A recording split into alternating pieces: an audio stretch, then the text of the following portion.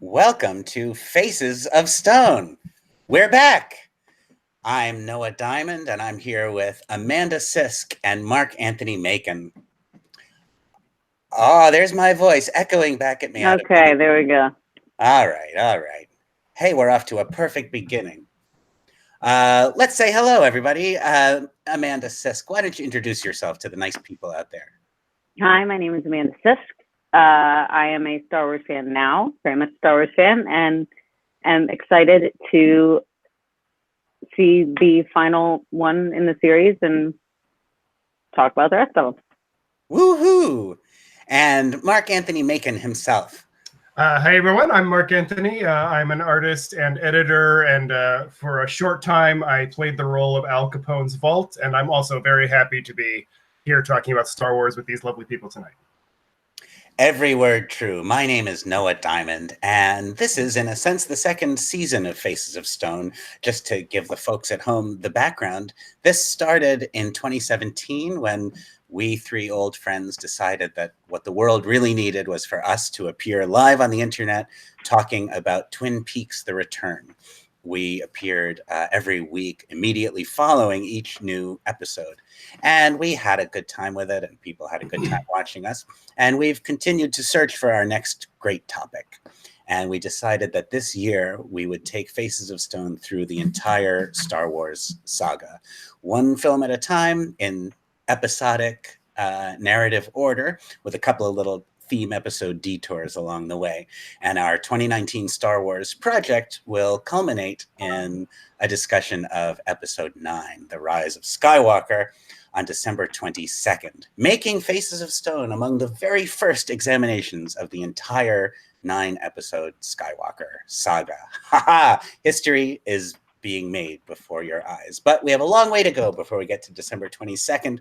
We will be broadcasting every other Sunday at 8 p.m. Eastern Time. You can find our entire schedule and a little bit more than that too at facesofstone.space. And we might as well admit that the title Faces of Stone comes from a line of dialogue in the 4th episode of Twin Peaks: The Return. So don't knock yourself out trying to figure out what that Star Wars reference is. It isn't one. But David Lynch was considered as a possible director for Return of the Jedi, so don't look at us so funny. Before we get on with our discussion of episode 1, The Phantom Menace, since this is our first Star Wars episode of Faces of Stone, I thought perhaps we would just introduce ourselves through a Star Wars lens, talk a little bit about our Star Wars origin stories, what our relationship with these films is like, and what Star Wars means to us, just so that as we continue to talk through the saga, our audience can know what they're dealing with. And there's no better place to start on that topic than with Marc-Anthony Macon. Okay, well, I mean, Star Wars is, I guess, my first memory, really. It's the very first thing that I remember is being at a theater and seeing C-3PO on the big screen saying, "Don't shoot, don't shoot." So, I mean, I guess that's really the genesis of my relationship with Star Wars, was from a very young age. I think I must have been about 3 or so. I barely remember anything else. And then it just continued to be a source of fascination as I got older. I really enjoyed B movies, and I really enjoy mythology, and this is something that knits those together in a really fun way. Plus, I really enjoyed toys as art objects, and Star Wars just had a never-ending stream of toys to put on my shelf, so I dug that as a kid, too. And Amanda, what are your earliest memories of Star Wars, and what does it mean to you? I remember seeing Return of the Jedi. And I remember driving back from Memphis to where I lived in Arkansas and talking about it a lot. But what I remember most about it is the color orange. And I think it's because at the end, like, everybody's wearing orange. He's got the orange helmet. And I remember so clearly the orange jumpsuits that I associate Return of the Jedi with orange. I was not a huge fan. I didn't have toys. My neighbor William had the Millennium Falcon, which I thought was really cool. But I didn't have anything like that. The first time I got a toy was after I married Noah, and he got me Darth Maul. The first time you ever got any toys? You didn't have any toys? Ever. I never had a toy. No, it's really sweet of you to introduce your wife to toys. It's a shame, and a tragedy that you did not have toys. I know. I had to find like clumps of hair that people have left and make toys out of those. It's not the same. No. So then I started hanging out with people who wore black trench coats and made a lot of fun of me and shamed me for not knowing Star Wars. And so then I got to the point where people shamed me for knowing too much about Star Wars. Mm-hmm. And so the big new releases had a huge impact. But I was there every night, first night, and but I have no desire to watch any of the ancillary stuff. I don't give a shit about the cartoons, the comics, anything like that. If I have questions about canon or non-canon, I ask Marc-Anthony. I don't give a shit. I like the movie. That's it. And is it true, Amanda, that there's an extra feature sort of running alongside tonight's episode of Faces of Stone? You're going to be monitoring, I believe, what Marc-Anthony and I say. Right. Thank you for reminding me. I have created I've created Bingo, which I'm not going to show you what it is. Oh. And I there's just no way in hell I'm going to get Bingo. But I can't say any of these things. This is what Marc-Anthony and Noah have to say. So if you say all these things, some of these things, I can get So Bingo. These are things that you anticipate us saying is... Maybe. And then we're also going to have a segment called where we read what other people have said about this movie, and it's called Screw You or It's True. So we'll do that a little bit later as well. Okay. So this is really several shows at once that you're watching and listening to. You should know. Well, my own Star Wars origins are that I was born in 1977, the year the first movie came out, the fourth episode, and I don't remember a time before Star Wars. I think I was always aware of it, and so I was 6 when Return of the Jedi came out, and certainly those first 6 years, and then I would say Star Wars mania persisted for at least a few years after Return of the Jedi. It was always on my mind. It was the central pop culture fact of my childhood years. It's true of pretty much everyone my age. It was Star Wars and the Muppets. That's the two kind of realms of entertainment that there were. And I did have toys. I didn't have a lot. We didn't have much money, but I did have some action figures and cherished objects. And I got very excited about the prequels when it was time for them. I won't go into too much about my opinions about them now because we're about to talk about them in detail. But I would say I'm if you were rating your Star Wars fandom or degree of love on a scale of 1 to 10 with Star Wars, I'd say that I'm a 6 or a 7. I'm not among the real hardcore. I haven't delved too much into all the ancillary stuff.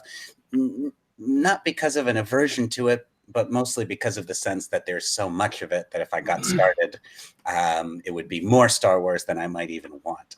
I do love these films, and I have a lot of thoughts and feelings about them. But anyway, I'd say I'm a 6 or a 7 on the. I think I'm like a 2.53, something like that. I always thought you were a 10, Marc-Anthony. No, hell no. What about you, Amanda? On a scale of 1 to 10, how big a fan are you? 6, 5. But if you talk like lifetime and averaging over a lifetime, I would say 3 or 4. Well, that's a little bit about us. You'll get to know us better and better as we continue. We're so very sorry. Sorry about that. But hey, you're watching of your own volition. Nobody's making you do this. Nope. Nobody has a gun to your head. So let's talk about episode 1. We're starting with episode 1 for obvious reasons, even though there are many opinions about what order to watch these films in. But since our cycle is concluding with episode 9 in December, it really does make sense to start here for so many reasons. Star Wars Episode 1, The Phantom Menace. was released on May 19th, 1999. And right now, this broadcast is taking place on May 12th, 2019. So exactly 1 week from today will be the 20th anniversary of the release of episode 1, which also means that episode 1 is now as old a movie as episode 4, A New Hope. The first film was in 1997 when the special editions were released in theaters. And so it is a different perspective on the prequels than we've had until now. We, just as the original films were experienced by our younger selves, and we went to the prequels with this sense of hoping to feel the way we felt when we were little kids and first saw Star Wars. It's been that long. And even though in the case of the three of us, we were in our 20s, in our early 20s when the prequels started to appear, we can now see the versions of us that went to those movies as being younger. And our feelings about these films have, I would imagine, changed. In 1999, when this movie was released, it had been 16 years since Return of the Jedi. It had been 22 years since the last time George Lucas directed a film, which was the original Star Wars Episode 4, A New Hope, 1977. Episode 1 was his first trip back to the director's chair after that. It was... Was it? No, wasn't there a Howard the Duck? He didn't direct it, though. He produced Howard the Duck. He produced many films. Okay. And he was a very hands-on producer at the Indiana Jones films and lots of things. But directed by George Lucas, didn't appear on a feature film between 77 and 99. I think there's probably a strong case to be made that Episode 1 was the most anticipated film of all time.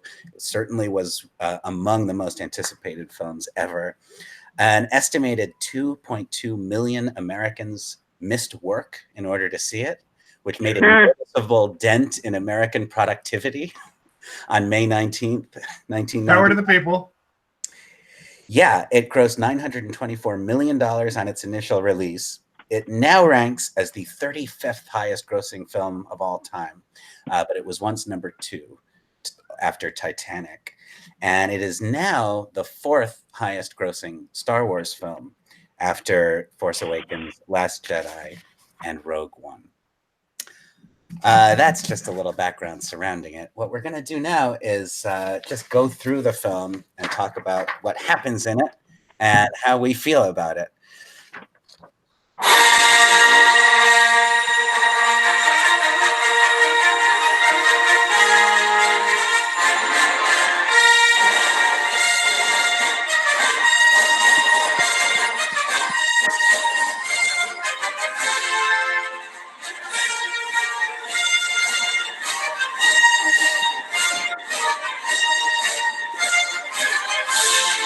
So, I mean, I just want to say that there can be, regardless of whether you love or hate this movie, you cannot deny that Lucas grabs his audience, 9-year-olds, right by the balls immediately.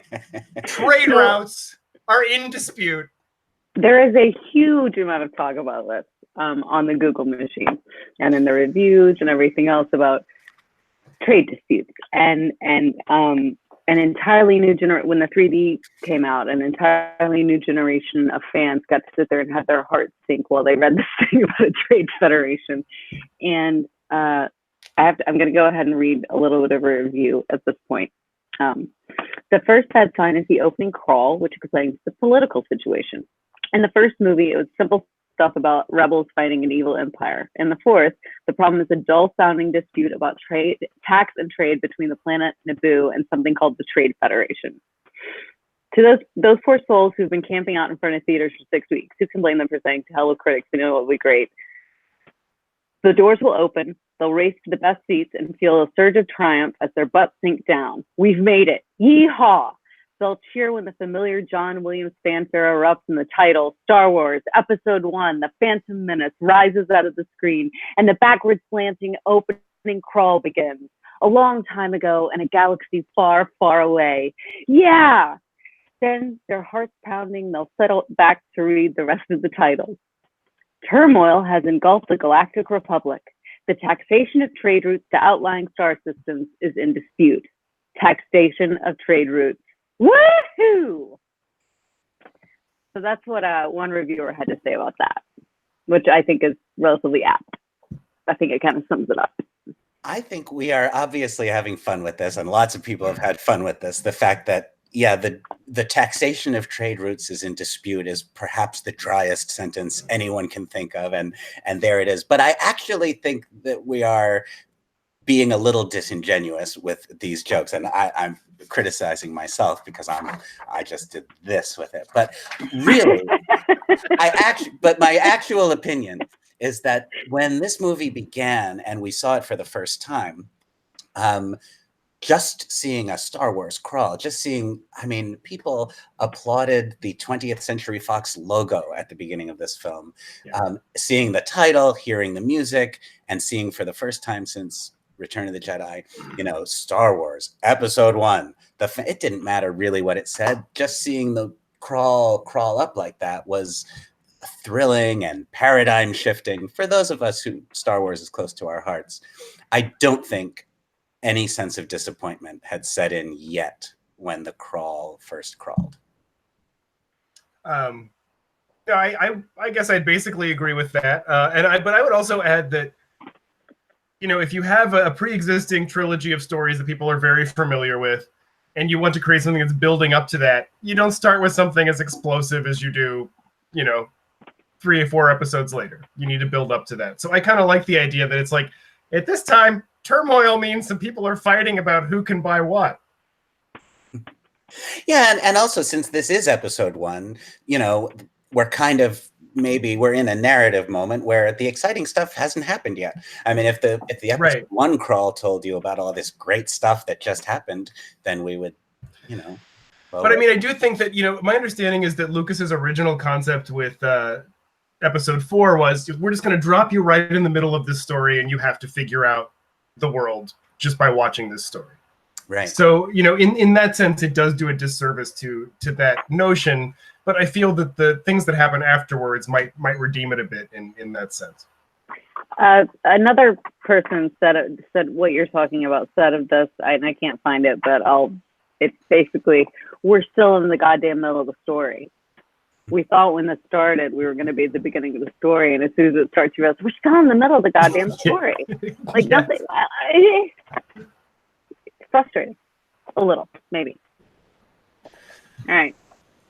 I think Episode 1 takes a little while to get going. And so after the crawl and after we sort of adjust to the fact that we are watching a Star Wars movie, I think whatever your overall opinions are of the film, I think it's pretty undeniable that it's a Star Wars movie that takes a little while to get going. And in my opinion, it's the only Star Wars movie that doesn't start with a great scene. The opening moments with the Trade Federation guys, you know, they aren't particularly interesting characters. Qui-Gon and Obi-Wan, they don't really get a great heroic entrance. The dialogue in their first scene is kind of sludgy. I guess our eyes are still adjusting to the world of Star Wars in 1999, but now I feel like, you know, there are things about this movie that I think are quite good, but it takes a while, doesn't it? I don't know. I instantly loved it. But you know, I was 9 at the time, so. You were 9 at the moment. Yeah, pretty much was, yeah. I mean, as far as initial reaction, yeah, when Episode 1 was new, I had to love it. I was determined to love it no matter what. And I forced myself to love it. And that has left me in a place now where, you know, I do love it. It's a Star Wars movie. But I think it's my least favorite of all the films. And it's, you know, I see it as deeply flawed. And I did go through a period with it where I had to compensate for all of that forced love. And I went through a period of kind of hating it. And now I'm, you know, it is what it is.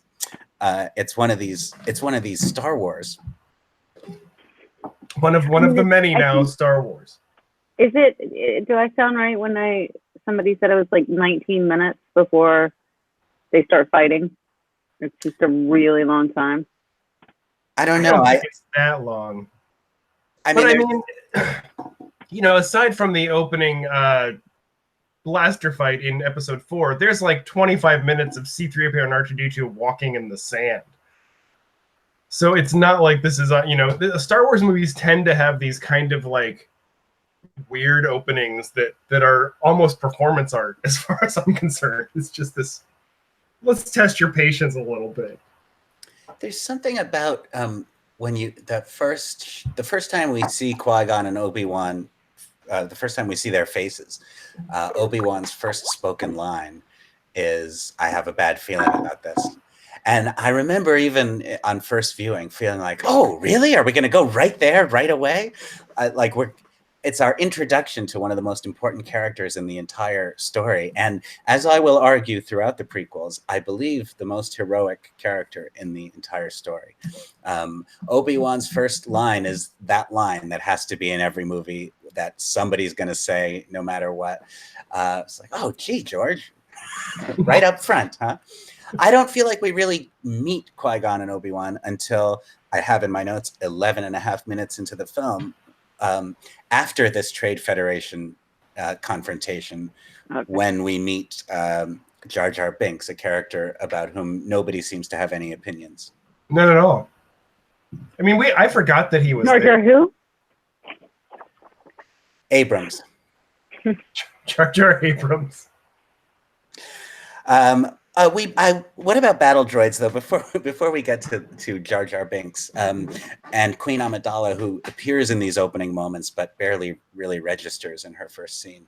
I think when this movie was new, battle droids were interesting. It was kind of, oh, this is what the new stormtroopers in a way, and it seemed like on Lucas's part, battle droids were a way to show violence and combat without having to deal with an actual living body count. Yes. Yeah. True. But they were just an interesting, stupid little nerdy side fact is that the battle droids are intended to look like the skeletons of Nemoidians, the Trade Federation people. That's what their skeletons look like. Oh, that's nice. Yeah. Yeah, I know some have. One of the criticisms that people have made of the prequels is that the battle droids talk like kind of generic robots. They actually talk like this in the robot voice that people always use. But I kind of like that about it. For me, that's fine. I love that about it. I'm all about that. The whole, like, every time they say Roger, Roger, it's the stupidest thing in the world. I fucking love it. Yeah, I don't have a problem with it. And I think because Star Wars as a franchise created so many things that are now cliches, I think it's fine for it to traffic in them. Well, and also, I mean, being so heavily based on Flash Gordon, that was the sort of thing that would be really feebly attempted in a Flash Gordon serial and be completely off-putting and awkward. And in this situation, it was beautifully off-putting and awkward. Yeah. All right.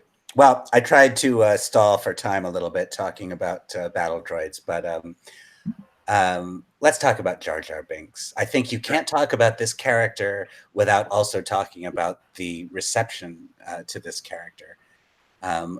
You want to get the ball rolling on that, Amanda? How do you feel about Jar Jar? I think Jar Jar's really just, I don't think he's funny. I mean, if we're not, let's talk top layer, just top layer watching it. I mean, he was funny. I didn't think he provided much comic relief. I did find him irritating, sincerely, just irritating. His slapstick humor is the kind that I don't enjoy. It makes me nervous. I don't like it when people get their hands stuck in things. That makes me nervous. So I didn't like him. Now, if we want to go into the whole reception of this character and how he was created, and what he sounds like, and what he looks like, I think we could go through an awful lot of people sitting around the table when they're trying to find, people to go on the missions and stuff, and really point out a lot of non-humans that are racially insensitive. We just don't spend a lot of time with them, so we don't know it. I think a lot of the people in the universe we do call racially insensitive. I don't really have a problem with it, I guess. I just don't like the character. I do think that, like, I mean, I wouldn't exactly agree that I don't have a problem with it, in that, like, I think that in a certain sense, Star Wars is problematic in that way across the board. It is, you know, I mean, not just, you know, smaller characters or, you know, larger characters like Yoda, who is the Asian guru stereotype that's, you know, in no way new to Star Wars, but is really potent in Star Wars. But watching it as this is a Western lens looking at other cultures' way, and considering that it was based on stuff that was really sincerely racist, it's almost like, you know, a Quentin Tarantino movie where it's like, yeah, this is offensive, but it's referring back to those things. It's a pastiche kind of thing. And that's just really, like, almost just a way to make myself feel better about enjoying it at all. So all of Star Wars gives me the willies in that sense. I think Jar Jar is, to me, no worse than Yoda in terms of that issue. And no worse than the whole story itself, which is also really appropriative in all kinds of ways too. So, and I just like Jar Jar. I mean, I think he's the Buster Keaton of Star Wars.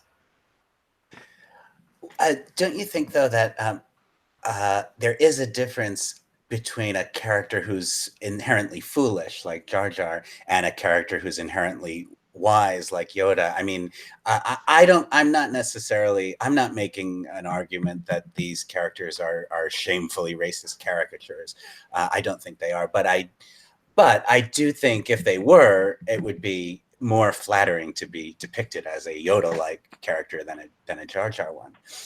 Yeah, but I mean, you know, flattering racism isn't necessarily a thing to dance around about, you know? I mean... Yeah. Another thought about that particular argument, I think, is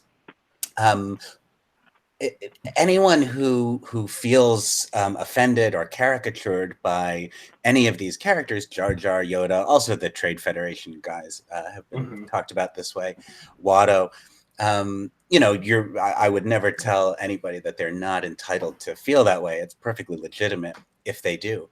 But I do think it's also very clear that that was not the intent, that whatever, if these are racial caricatures, it has to do with the genre they belong to. I think George Lucas himself, who has been something of a civil rights advocate, who's married to Melody Hobson, a pioneering Black female CEO, who his, I guess, most personal passion project post Star Wars was Red Tails, the story of the Tuskegee Airmen. I think his commitment to racial justice is so clear that we have to conclude it certainly was, none of this was intended as specific racial mockery. I think it's hard with alien characters sometimes to come up with completely alien looks and sounds, and it inevitably winds up drawing on existing cultures. Well, and I mean, it's commenting on existing things. It's, you know, it's not just supposed to be pulled out of the ass. It really is talking about our world, and that's going to require some, you know, reflecting on the world itself. But I mean, when you're doing something this kiddie and this cartoony, which pretty much all of Star Wars is, you're going to have these caricatures, and they're going to hurt people, and that's just part of it, I guess, but it's gross. It's a little gross. As for overall... a character like Watto, though, who's...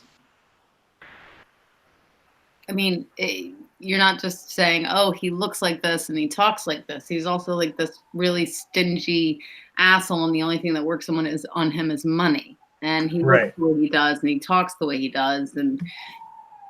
you start getting a little Merchant of Venice there. Yeah, he's a desert dwelling, big nosed, money oriented, you know, sleazebag. But I wasn't offended. I don't think anybody's saying that like every Jamaican person is foolish and clumsy. I think that, you know, like, I don't know, there seems to be a difference somehow. As for like just the question of, do you like the character of Jar Jar Binks? I don't particularly. I basically feel the way you do, Amanda, that he's an irritating character. However, I think the level of rage that some viewers had and have toward him is way out of proportion. And people invoke the name of Jar Jar Binks in order to explain what went wrong with Star Wars and why they hate the prequels. Even in episode 1, which is, I mean, he barely appears in 2 and 3. Mhm. Even in episode 1, he has, very He has like little 10 screen lines at the most. Very little screen time. It's true. Yeah. Well, and here's my, potentially not well-received opinion on why that rage is so intense. It's that I think that a lot of people that, grew up with Star Wars and it is close to their hearts, as you said earlier, maybe a little too close, maybe a little inside and filling up a ventricle, and now you've got to open something up, whatever. They've been really obsessing about children's movies for the greater part of their adulthoods. And they really don't like anything that makes it really fucking clear that these are movies for 8-year-olds. And Jar Jar makes that really fucking clear. And it pisses them off and embarrasses them because they want the thing that they're obsessed with to be perceived as being cool, which Star Wars was never meant to be. I think there's a lot of truth in that. And it's impossible to be completely objective about the differences in these two trilogies when the original trilogy I experienced as a child. To my eye, it doesn't feel like the humor and the kind of peripheral antics of the original trilogy are ever approach the level of just kind of embarrassing foolishness that does pervade in episode 1, and then I think you get less of it in episode 2 and much less in episode 3. So I don't know. I mean, it's inarguable that these movies are for children, but I think they're really for everyone. For their family films in a sense. They're fantasy films. Age is no barrier to them, old or young. But I don't know. I think they're for kids. I really do. I anytime I've shown any Star Wars movies to an adult that did not watch them as a kid, their reaction is always something like, "Okay." Yeah. Well, I could believe that. And it doesn't matter which one it is. And like I've known a few people that really prefer the prequels after seeing all of them, and the original ones just they find boring because they like the prequels better for whatever reason. So I do think it's the kind of thing that, I wish I could watch every Star Wars movie at the age of 8 and see how I reacted. But the people I know that grew up with the prequels is their Star Wars movies really hold them in the same kind of fondness that we did the original trilogy. And I think it spoke to that generation in a way that people of our generation had a really much harder time chewing on. I think I was forced in a way not to like them, but be exposed enough to like them when I was older than most people started liking them. But I saw them so many times that it just became these things that were so close to my heart that I realized, no, actually, I do love this. I do love it. And I started watching them on my own. But I came into it later than most. I was not an 8 or a 9-year-old. I mean, I do remember seeing Return of the Jedi, but like I said, it wasn't a.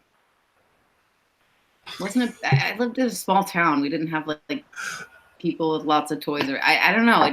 There was no movie theater there. It just just wasn't a big part of our lives. I apologize for this. It's a tangent, but I can't help. When I went to see Return of the Jedi, this lady in front of us sat on her kid by accident, and it was hilarious. And anytime I hear the title Return of the Jedi, the first thing I think of is this lady sitting on her child. She sat on her child while she was in line, or well, no. So we got to the movie really early so we could get the perfect seats, me and my dad, and there was a kid sitting in front of us, but he was really small, and so we saw him sit down, but we didn't see him sitting there because his head was, well below the seat level. And then his mom was getting popcorn and stuff, and so she comes, back, and she kind of waddles into the aisle and then sits where she assumed her seat was, but it was where he was. And then he, struggles and, Mom! And then she stands up to try. She's like, oh, I'm sorry, honey. But then she slipped and fell down on him again. And it was really funny. I'm sure he could have been hurt and I should feel bad. But my dad and I were sitting there like. Did they stay? Yes, they did. They did stay. That's going to be that's the whole story. They're going to be like, oh, remember Return of the Jedi, Mom? Mom sat on me. That's right. They're talking. And then there were fucking Ewoks. God. I don't know which was worse.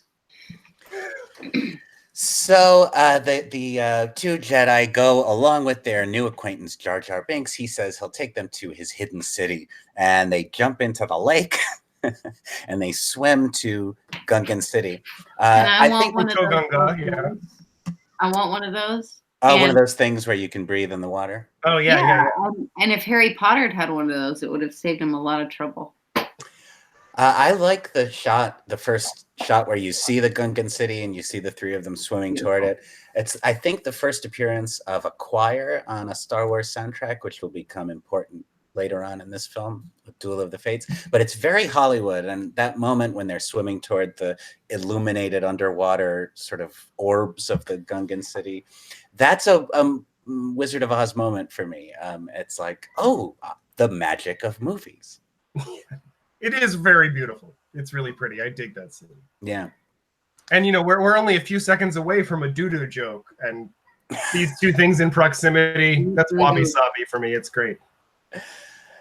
Yeah. Well, you know, that's a good example. I mean, there's that joke. There's also a fart joke before the pod race.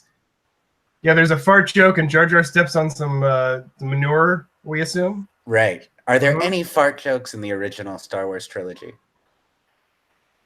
Not that we know of. Not nearly enough, yeah. All right. So we don't need to focus on the flaws of the whole. We'll do Blazing Saddles after this. So they get to Gungan City, and we meet Boss Nass, who I love. Is he a frog or is he a Gungan? He's a Gungan. He's just very, very obese. He is voiced. His face doesn't go down or anything. What? His face doesn't. I don't know. He doesn't look like that. Because he's got so much. He's inflated. You know. His ears are tied behind his back. He is voiced by Brian Blessed, a great actor who most loved in our house for playing Augustus and I, Claudius. I agree. Yeah, he's wonderful. And from what I understand, he really did just voice the character. He's not in a suit like Ahmed Best was to play Jar Jar. But his voice is great. And Boss Nass does look a little bit like Brian Blessed. Yeah, he does. And I mean, he's just a really fun character. Perfectly stupid. Does what he needs to do. Love it. Yeah, I also kind of like, although I'm not crazy about Jar Jar's characterization and dialect and everything, Boss Nass also kind of has the same syntax as Jar Jar, but a kind of different kind of vocal performance that comparing Jar Jar and Boss Nass, and also the Gungan we meet later, who's a kind of warrior Gungan. Captain Tarples, yeah. Exactly. Yeah, you kind of get more of a picture of what the Gungans are like. They're not all like just like Jar Jar. Yeah. And I like, there's another thing I like in this sequence, when they get in the craft called a bongo, and with Jar Jar, they're heading away from Gungan City toward the planet's core, and they're pursued by giant fish. When Qui-Gon has a line, "There's always a bigger fish," and there's so little dialogue in this movie that I love. I cling to the lines in it that I think are great, and that's one. I really think that is a bit of Jedi wisdom that's kind of like something Alec Guinness might have said in the original film, and I think there's always a bigger fish. It's quotable in a way that great lines from Star Wars should be, but they're few and far between in this movie. And I have written down from that, nothing nearly as deep as what Noah said. Mine just says that thing in the core is the stuff of my nightmares. Which thing in the core? It's the second one. The second, yeah. Not the one with the hands. That doesn't scare me so much, but it's the fish one, the big fish one. With the like big teeth and the eely body, kind of. Yeah. And the lights. Mm-hmm. I like that. Yeah. I hear you. So don't bring me one of those. Okay. So they proceed onward, and they get they evade the blockade, the Trade Federation blockade, as they flee the planet of Naboo in Queen Amidala's starship. Aboard that ship, we meet for the first time in the whole saga R2-D2. Oh wait, can we rewind just a second? Of I course. just want to talk about, I think Theed, the city of Theed on Naboo is just beautifully designed. I love the way that it looks. Yeah. It's a kind of, like vague Renaissance Play-Doh kind of thing going on. It's really prettily rendered. I dig it. And also beautiful. And the Queen's whole aesthetic design with this, like kind of vaguely kabuki look, and the way that she delivers her lines kind of in the style of Noah Theater. I'm on board with that. Many reviews mention that. And yeah, I love her delivery, especially when she's in makeup and she's like, I'm barely intoning at all. This bottom little stripe on my lip is doing all the emoting. Just look at the bottom strip right here. Look at it. There's the emotion, motherfuckers. I will not condone a course of action that will lead our people to war. I love it. I did not come here to have you discuss something in committee. We come before this body to resolve this attack on our sovereignty now. I love her. You could have gotten that done. I think the Queen's Palace and some of this Naboo location is one of the few actual locations used in the movie. I think they went to Tunisia to do the Tatooine stuff, and maybe some of the other Naboo stuff at the end. And I think I read there's maybe one other actual location, which is interesting. As the prequels go along, in general, there'll be fewer and fewer real locations. I'm sure we'll talk about this phenomenon as we continue along. So R2-D2 has a heroic moment aboard that ship, and that's kind of how we meet him, an extremely well put together little droid. Yeah, I guess they've got a little tag on the side of his swivel head that says his name. Yeah, they check. Yeah, we've never gotten known about it's R2-D2. Yeah, it's right there. Serial number. I never thought of that. It's like checking the tag on a dog's collar or something. Right. Yeah. It really. And also the thing about this scene that I've always found interesting is, like, prior to this happening, did the Queen go up to her decoy and say, "Listen, I gotta fucking talk to that Gungan. So you just do anything you can to get me into that other room. I don't care if I've got to clean grease off a fucking droid. You get me into that room." Yeah, or else there's no explanation otherwise. Or else the handmaiden was like, "Ha ha ha! I'm playing Get in Queen. there, get on your hands, get in there, and clean up up that droid." That's what I thought. I was like, "Holy shit, she's gonna get in trouble later, but she's enjoying it now." I remember on first viewing and early viewings being very confused by the Queen decoy situation. I feel like I would have been less confused by it had I really had a stronger context for who Natalie Portman was at that time, which I didn't. I'd seen her in The Professional, and that was about it. So I didn't really... And that wasn't enough? Well, but she was also, like, much younger at that point. I didn't really have a context for what she looked like anymore. Yeah, there was you weren't like a party to one of those Natalie Portman countdown clocks or anything like that. No, Amanda, I was not. Yeah, all those guys who she was gonna date when she turned 18. I told her, "No, Natalie, you just get away." But we might as well. Maybe this is a good time to address the cast of this film, because at this point we've met almost all of the important ones. We'll meet a few more when we get to Coruscant, but it is a ridiculous all-star cast for 1999. All of these people: Natalie Portman, Ewan McGregor, Liam Neeson, Samuel L. Jackson, they had all just done their biggest and most popular work in the couple of years leading up to this. It was a very hot cast, which is different for Star Wars. The original films, you could get like a legend, Alec Guinness, and a few character greats like Peter Cushing. But generally, the old Star Wars movies had new faces in them. Yeah, it was a very different thing. I mean, I guess Jake Lloyd, it's not like he was in Chinatown or anything. He was kind of new to the scene. That's true. Yeah, no, he's a new one. It's one of the reasons it's so like beat up is because the cast is full of incredibly good actors, and it's not. That's why when in my opinion, people say, well, it's a B movie or it's a cult movie or it's supposed to be one of those kind of movies. They're not filled with incredibly brilliant actors. Yeah, but those brilliant actors are turning in subpar performances. It's fantastic. It's not. Oh, but it is. Yeah, like, as someone that loves B movies, it makes me so happy. It's terrible. To see Samuel L. Jackson just totally swallow his lines? Yes! He's already been in Snakes on a Plane. What do you want from the man? I think there should have been a way to have it both ways. I understand the appeal of what might be called bad acting in a certain kind of genre picture. Absolutely.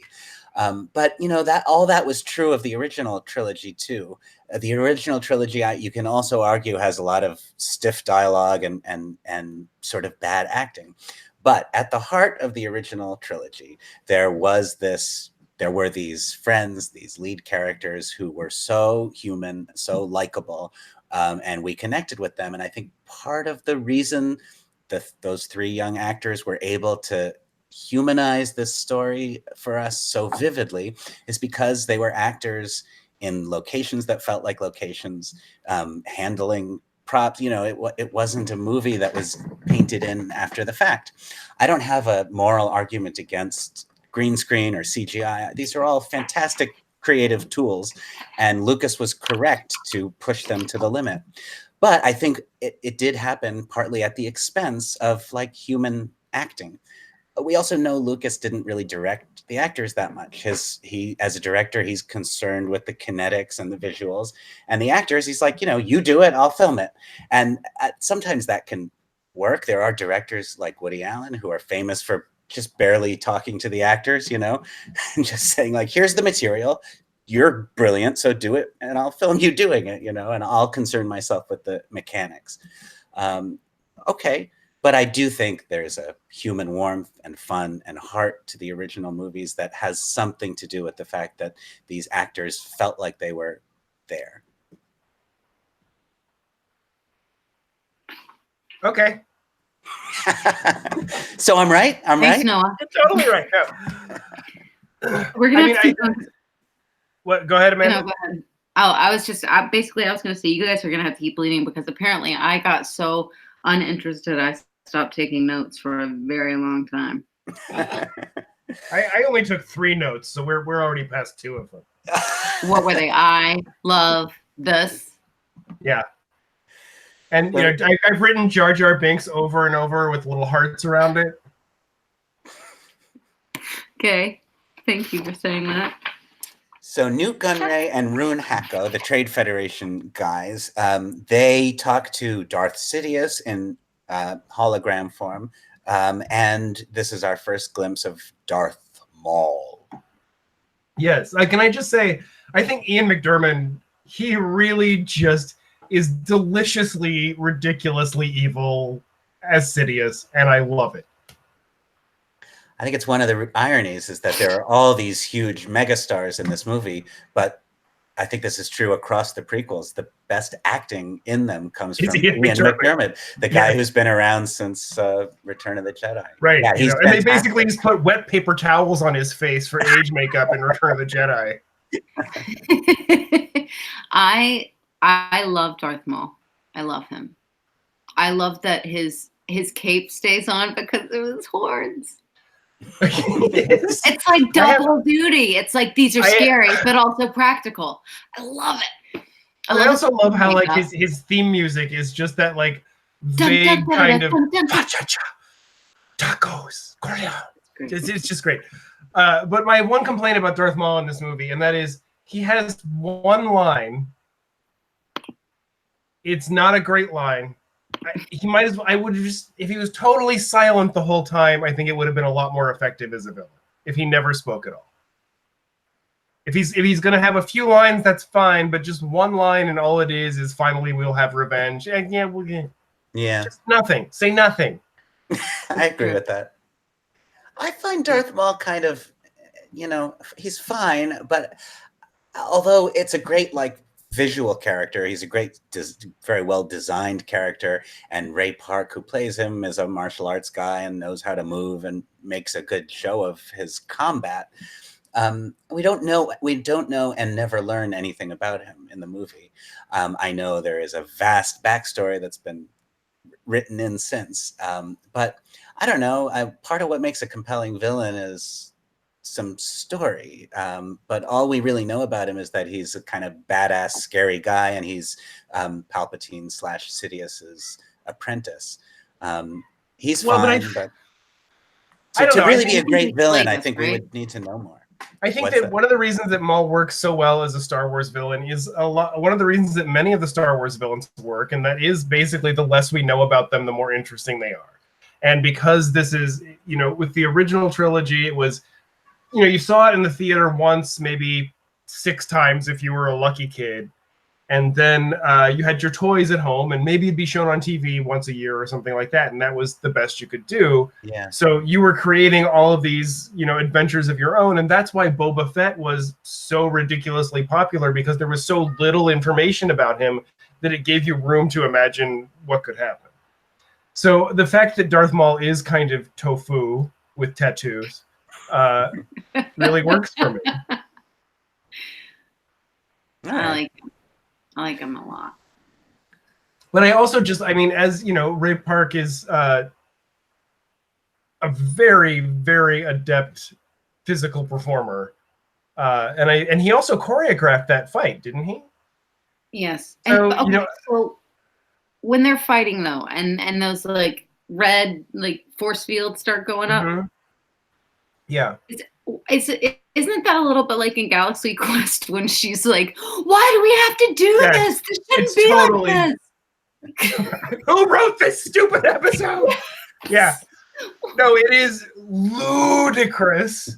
And also the fact that everywhere in Star Wars, when you get inside of some edifice, there are just these giant pits everywhere. Why are you building all of these things out on platforms in the middle of huge chasms that you've clearly spent a lot of money building? What?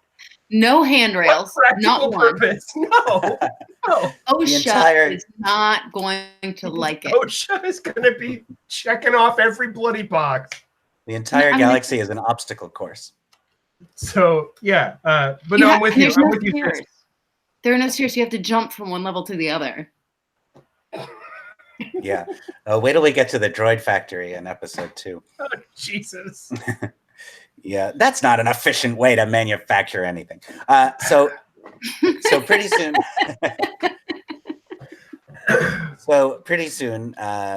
We all wound up on Tatooine, and this is our first glimpse of Tatooine since Return of the Jedi, and it's a very evocative location.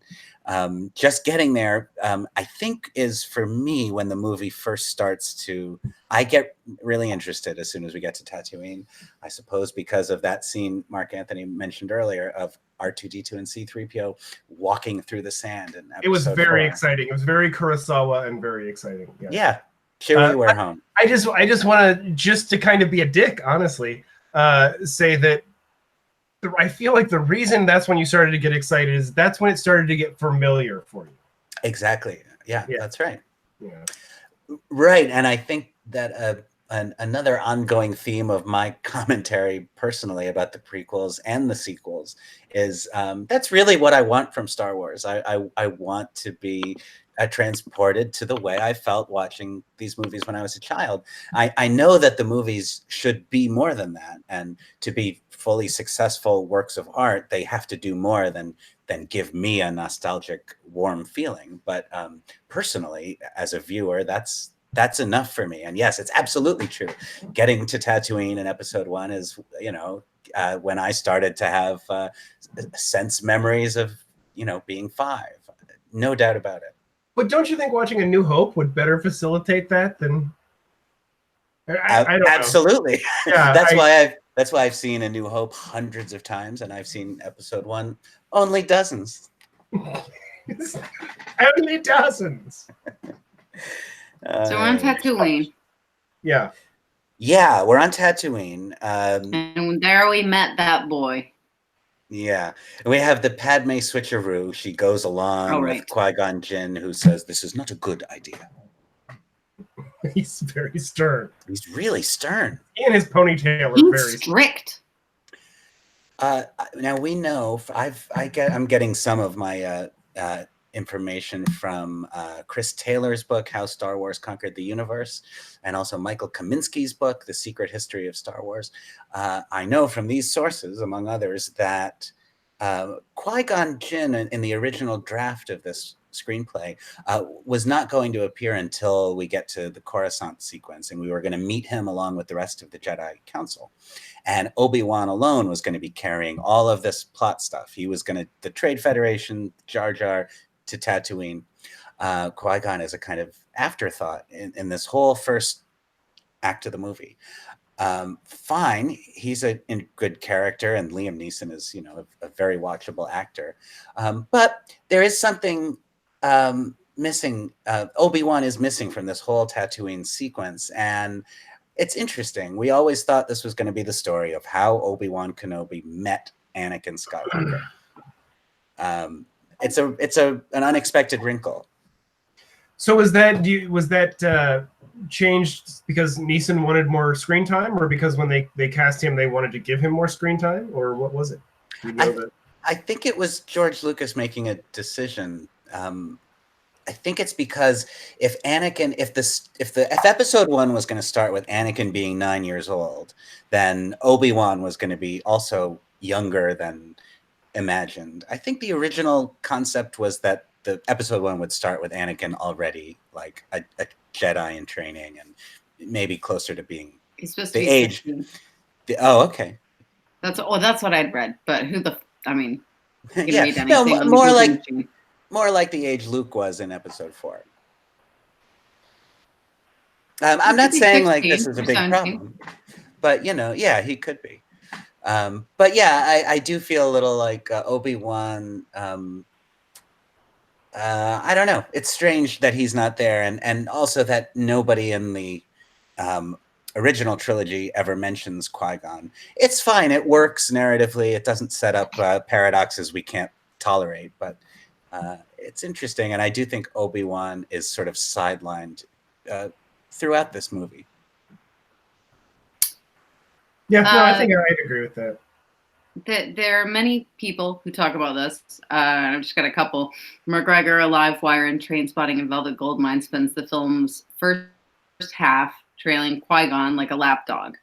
Happily, McGregor comes into his own in the final scene, suggesting that in the next 2 episodes, due in 2002 and 2005, we'll let him cut loose. Which we know he just becomes more neurotic, more like a grandmother as we move along. Well, yeah, I mean, I think Obi-Wan in episodes 2 and 3, I think Obi-Wan is given a lot of dialogue about how nervous and scared he is, but he's the most daring, swashbuckling character in the prequel trilogy.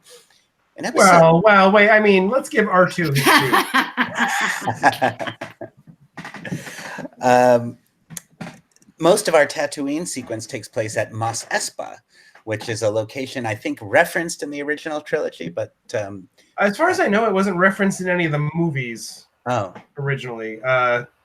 So I mean, but the cantina is in Mos Eisley. Yeah, I don't think it's mentioned. I'm sorry. I want to say one more thing about McGregor. Okay. This is the second quote about McGregor, and then I'll let you move on. McGregor is given absolutely zip to work with. He just walks around saying, "Yes, master," every once in a while. That was a CNN review. I think he does a very nice job characterizing himself as a younger version of the character Alec Guinness played. His vocal match for Alec Guinness is really nicely done. I like his performance. I think in general he's one of the strengths of the prequels. But in this movie, I don't know, you go in with the expectation that he will be maybe even the central character, and he's, you know, at best the third or fourth. Well, that's if you go in watching this prior to all the other ones and to get all these expectations. That's wrong. It's wrong, Diamond. It's wrong. You're right. I am wrong about that. You're very wrong. I assume that this film was intended to be the first one that you watch. This is where you're getting all your initial information, so you shouldn't have preconceived notions about, you know, Obi-Wan Kenobi being important. You should just go into it thinking he's cute.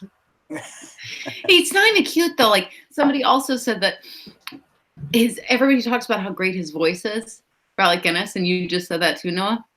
But so many people say that his voice is great, but he loses all of his charm by trying to be British and lose all his Scottish charm. And he just becomes this nothingness except a really good imitation of Alec Guinness vocally. I think it's hard to play this kind of Jedi character. Their main feature is like stoicism, you know, quiet reserves of profound strength and wisdom. You know, it's hard to play that, isn't it? Part of the reason Liam Neeson seems to work really well in the role of Qui-Gon is because look at him, he's this mountain of a man and the way he's got this long hair and this beard, he looks like this, you know, kind of biblical figure. And so I always feel Liam Neeson looks doofy as hell. You mean in Schindler's List? In any, well, yeah, especially Schindler's List. I mean, that's like.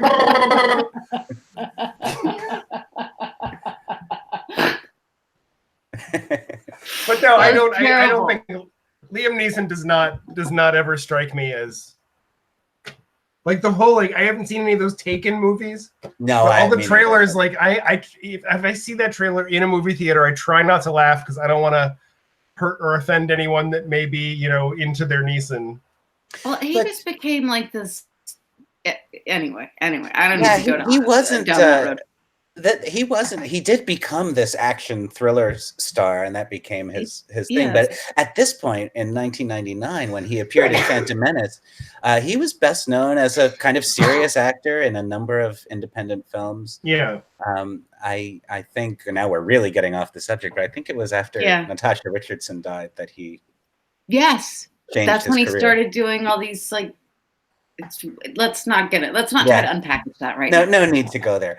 Anyway, for me, like Alec Guinness, he's an actor who has a kind of inherent gravitas, and it helps him out with some of this dialogue. Okay, yeah, I don't disagree. I will say that I'm sorry, I'm getting texted that my brother-in-law's not watching this because they had late dinner. We like the movie. We like the movie are dragging, and it's been okay. Thank you. And we've hit over an hour, and we're not even at the pod race yet. So let's let's skip ahead. Yeah, let's hit the quest race. So we meet Watto, a character I enjoy. Watto and Boss Nass. I like these gruff alien guys. I really do. And then we meet Anakin Skywalker, maybe the most important character in the whole trilogy, in this case played by a little boy named Jake Lloyd. And I think his first line is, "Are you an angel?" No, that's his first line to Padme, but I think he says other things before that. No, does he? He talks to Watto before, doesn't he? Oh, yeah, perhaps that's right. So this is here's the little boy who will grow up to be Darth Vader. Here's the character we know, but in a way haven't yet met. What do you guys have to say about Anakin and the way he's presented in this movie? I have to say that every time I watch this movie, I have a completely different reaction to the way that I feel Anakin is portrayed. There have been times when I was like, this is just wince-worthy and embarrassing, and I just can't even believe it's happening. And there have been other times where I was like, this is pretty good. This is actually kind of nuanced. I really like the way that he's doing it. I think that every time I watch it, it's a different edit. There's something on the DVD and Blu-ray that changes it to different cuts because it seems completely different to me. So I really don't have a good opinion on how I feel about Jake Lloyd as Anakin Skywalker. I don't think I agree with a lot of people who say that I don't see any darkness in him, and I don't see any fear in him. And even when he leaves his mom, it's really not that hard. It doesn't seem like, and someone it seems pretty cavalier, honestly. Yes, when he says yes, when he's just like, Mrs. Cleaver sending the beeve off to school generates more pathos than that. But this is one that I really liked and I laughed really hard at, and I wouldn't tell Noah what I read because it's mean. But this is kind of how I feel. There's something about this boy, Qui-Gon says, would that there were. Oh, yeah. That's kind of how I felt about Jake Lloyd. I think Jake Lloyd, I find his performance fine, but it is definitely a choice, and I think it's probably more George Lucas's choice than Jake Lloyd's. But there has been a choice to kind of present him as an average kid, a typical kid, a sort of precocious, cute, charismatic, tow-headed movie boy. Rather than a dark, haunted kid whose performance suggests, a premonition of the horrific, mass-murdering villain he's going to become. But how do Yoda and all them, there's a lot of fear in him and all that. They said they have the Force. They can sense that.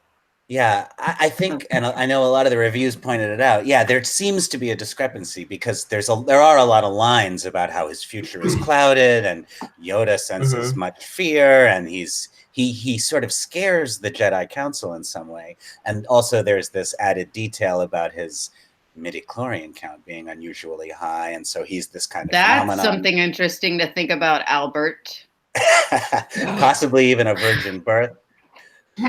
But all of that talk, all that is said about him does seem somewhat at odds with the performance, which is like cute movie leading boy. Now, maybe that's, you could say, well, that's okay. What we're saying here is that a perfectly sweet little boy can grow up to be a monster. That would be a very compelling point, but I'm just not sure that's the point that's being made. To me, I think the point that's being made is that the Jedi, through their examination, are making that happen. It's that he is just this normal, kind of boring, sweet little boy, and then they're kind of like poking him to the point that they bring out the beast. And also, their actions ultimately do lead to this. If they had just said, you know what, all right, the Jedi rules say you can't hang out with your mom anymore, we're sorry, that's the thing, but we're going to go and buy her out of slavery and put her on a planet where she's safe, and she's fine. That's not their job. They could have done that. That's not their job. But what? That's not their job. It should.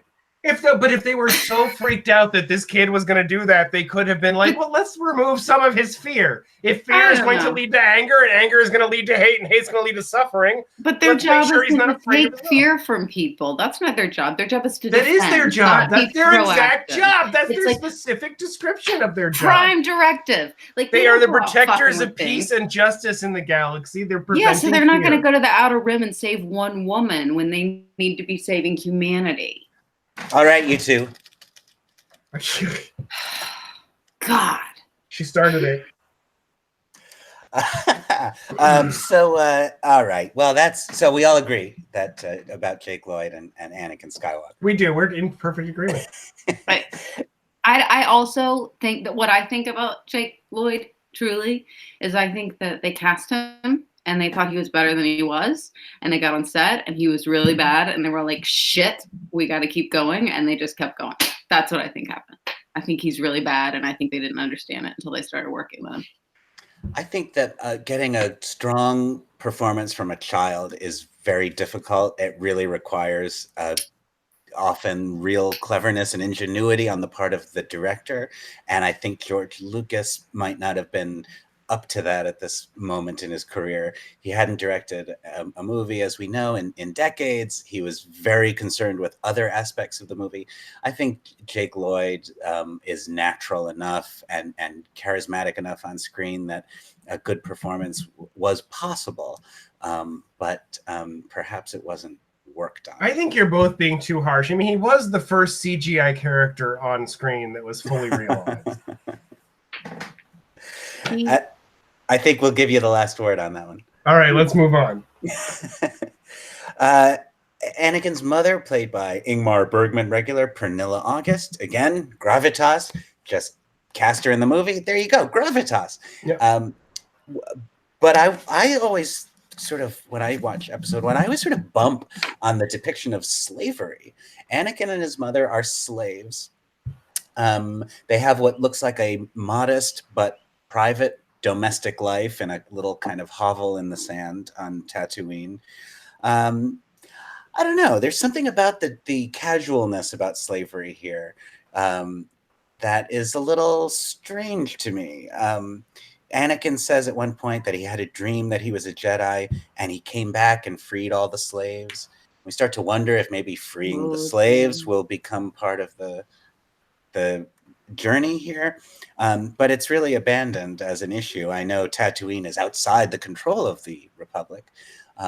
But there still seems to be a moral imperative here that's just kind of casually dismissed by Qui-Gon, who didn't come here to free slaves, and even Shmi Skywalker, Anakin's mother, who tells Anakin when he's leaving, she says, "My place is here, my future is here," as a slave.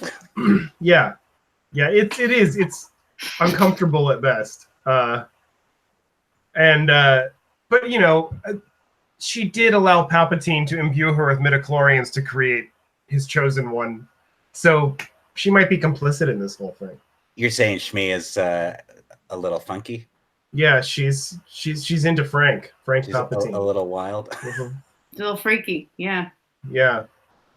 I mean, if you're a slave in a desert world, you got to get your kicks somewhere. And if a cowl-wearing wizard from a city planet shows up, you're gonna fuck him. Again, it's hard to argue with that. It is. Anyway, okay. So Jake Lloyd, he meets them.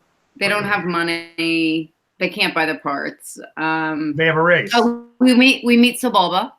We do meet Sebulba. Yeah. And he's a dick. He walks on funny. his hands. Yeah. Mm-hmm. R2 and 3PO meet each other.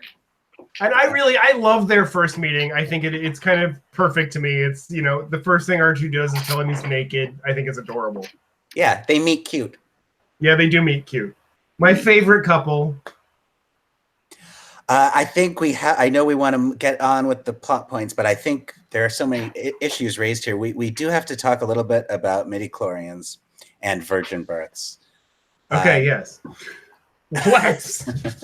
I've been talking about virgin births my whole life. Can we skip that part? To me, it's one of that is a detail of the prequels that just kind of, I don't know, it just makes my skin crawl a little bit. Why is that necessary?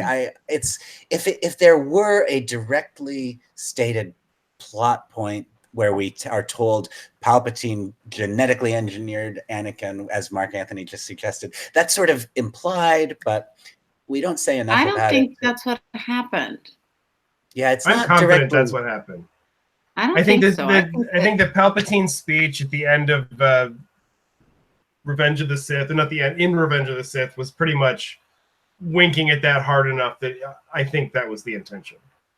That he created Anakin. He said you could even use the midichlorians to create life. Shmi doesn't know where Anakin came from. I think that this whole thing was Palpatine's plan to draw them to Tatooine, to pick up his acolyte. And yeah. It is strongly suggested in episode 3 that that's what happened. But okay, if that's what happened, then I want to know, well, why Shmi Skywalker? Why did Palpatine, that raises more questions than it asks. And because the idea of a virgin birth is, I think we could actually say it is the ultimate cliche. There is nothing more, there's nothing more cliched than a virgin birth. It just seems unnecessary. I want to get that on a t-shirt. Desperately unoriginal, and I just wish. Nothing in Star Wars is original. It's all completely borrowed from much older stories, mostly mythology, a few wars of recent years, things like that. But it's kind of hybridized and combined with other things. I just think it's so. I mean, a virgin birth. It's so literally. I don't know. It seems like a steal and a. Yeah, you're right. I guess, I can't really intellectually argue that that's different from other aspects in Star Wars that are appropriated from other things. But I've been groaning about that detail since 1999. I never liked it. I never thought it was necessary. And with midichlorians, I think the reason a lot of people have a problem with that is because it suggests that ability with the Force is somehow, it is a genetic inheritance. It sort of science fictionizes the idea of the Force, which was always more of a spiritual, philosophical concept. But haven't we always thought that it was a genetic thing, given Luke and his father? He has too much of his father in him. And I mean, it's always been.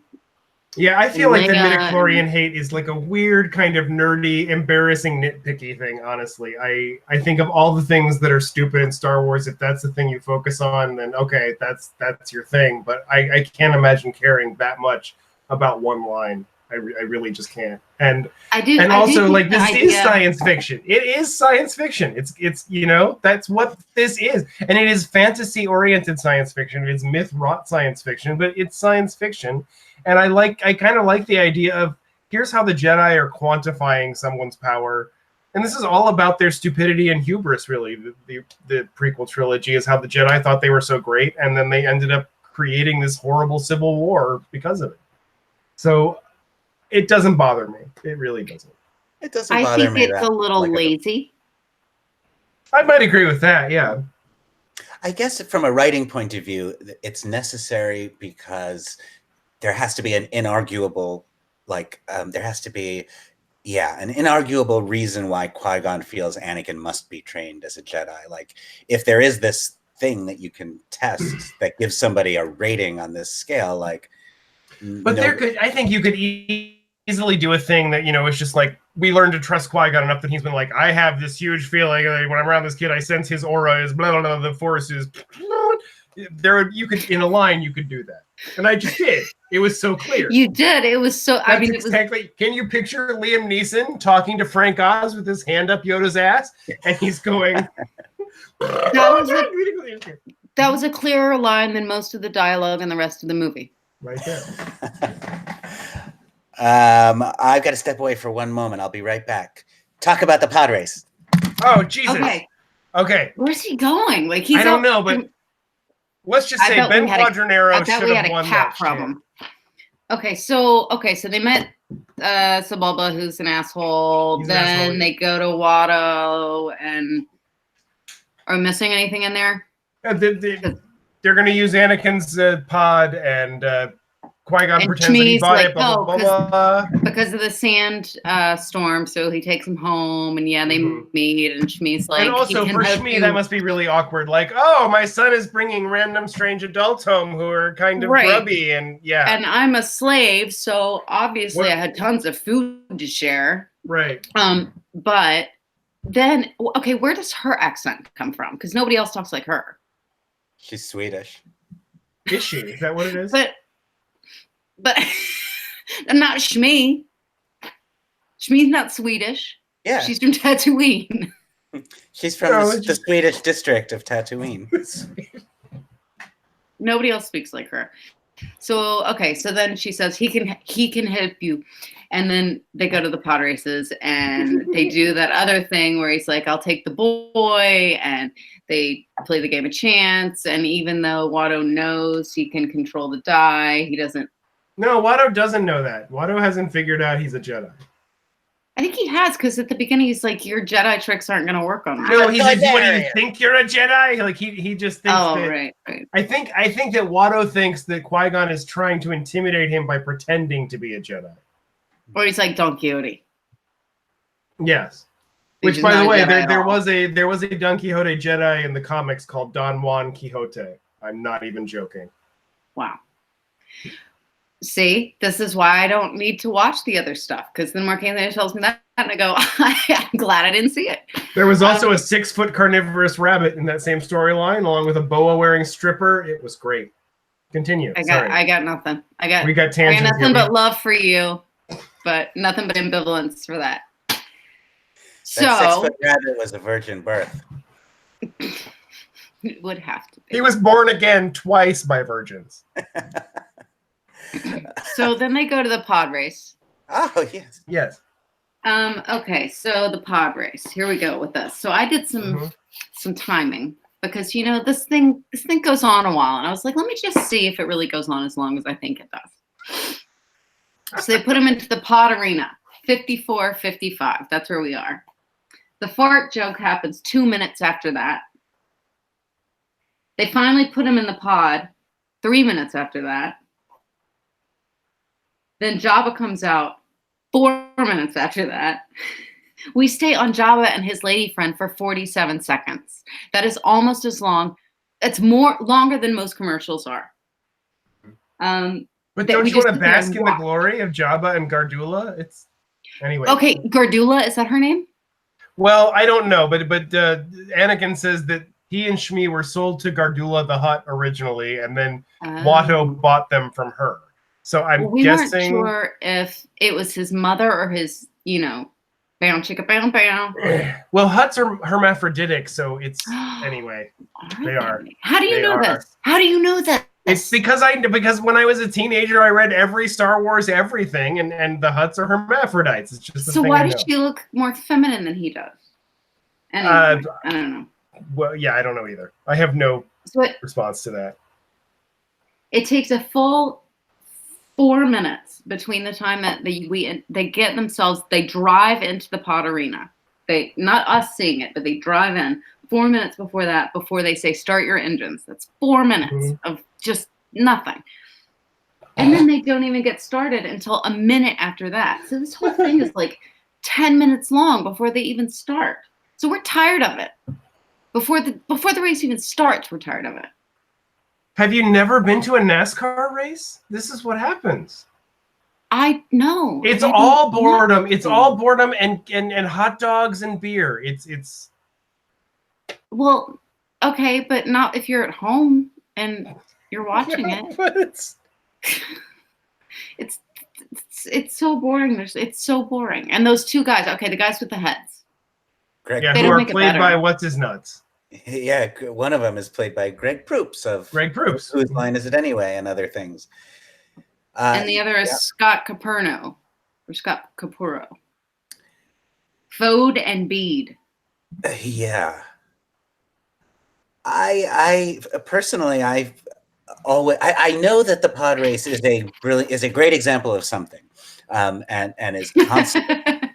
It is a great example of something, and it is consummately, well realized, and it is really a big cinematic sequence. For me, this is, I think, also been true from my very first viewing of the film.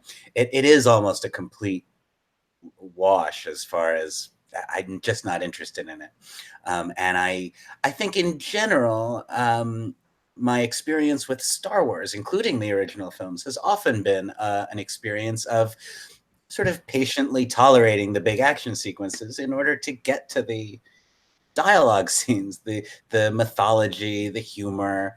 I would rather. I'm much more interested in hearing them talk about the nature of the Force and unravel the family connections among the characters than in the big space battles, and the pod race is like a big space battle, a huge action sequence. It's fine. I'm not saying it doesn't belong in the movie or it's bad, but for me, it's always like, all right, we got to sit through the pod race again. I think it's the highlight of the movie for me. Not the highlight, but a highlight of the film for me. I love it, and to me, it's a situation of when I'm with someone that is really passionate about something, I can get into that thing through their eyes. So I went to a drag race, not like RuPaul's Drag Race, but like a drag race with cars, smashing into each other. Demolition Derby. It wasn't a drag race, it was a demolition derby. And I was able to appreciate that through my friend that loved it. Mm-hmm. I would not be able to do that on my own, but I feel that way about the pod race. I really don't care about racing things in general, but the way that it went down and the fact that it was in the Star Wars world made me enjoy it. And I love the way that it's paced, which is a really weird pace. You mean slow? I mean that it, as you said, it takes a long time before the goddamn race even starts. And then once it does, it's fits and starts where, as a viewer, I was really gasping, rooting for Anakin, despite the fact that I didn't really know Anakin. Did you say something, Amanda, when we were watching it the other night? I think I was noticing that the Tusken Raiders or Sand People who try to interfere with the race. At one point, you see them up on the cliffs doing their signature move from the first film. And you said something about it was like one part fan service, one part something else. It's one part fan service, one part prologue. Yeah, that's really good, aptly put. Like you see it, and then it's also prologue for Luke. Right. And for what Anakin will have an experience in episode 2. Yes, and Anakin. Yeah, I'm sorry, that's what I meant. Yes, they do that one part. We see it, the gun. It's Ibsen. Yeah. Yes, it's also interesting that, as we know from all those making of documentaries, in episode 4, the very first film, when a Tusken Raider attacks Luke, he stands over him with his spear and does that move, but the actor actually only did that once, and they just backed the film up and played it a bunch of times. And you can see it. I mean, it's quite obvious.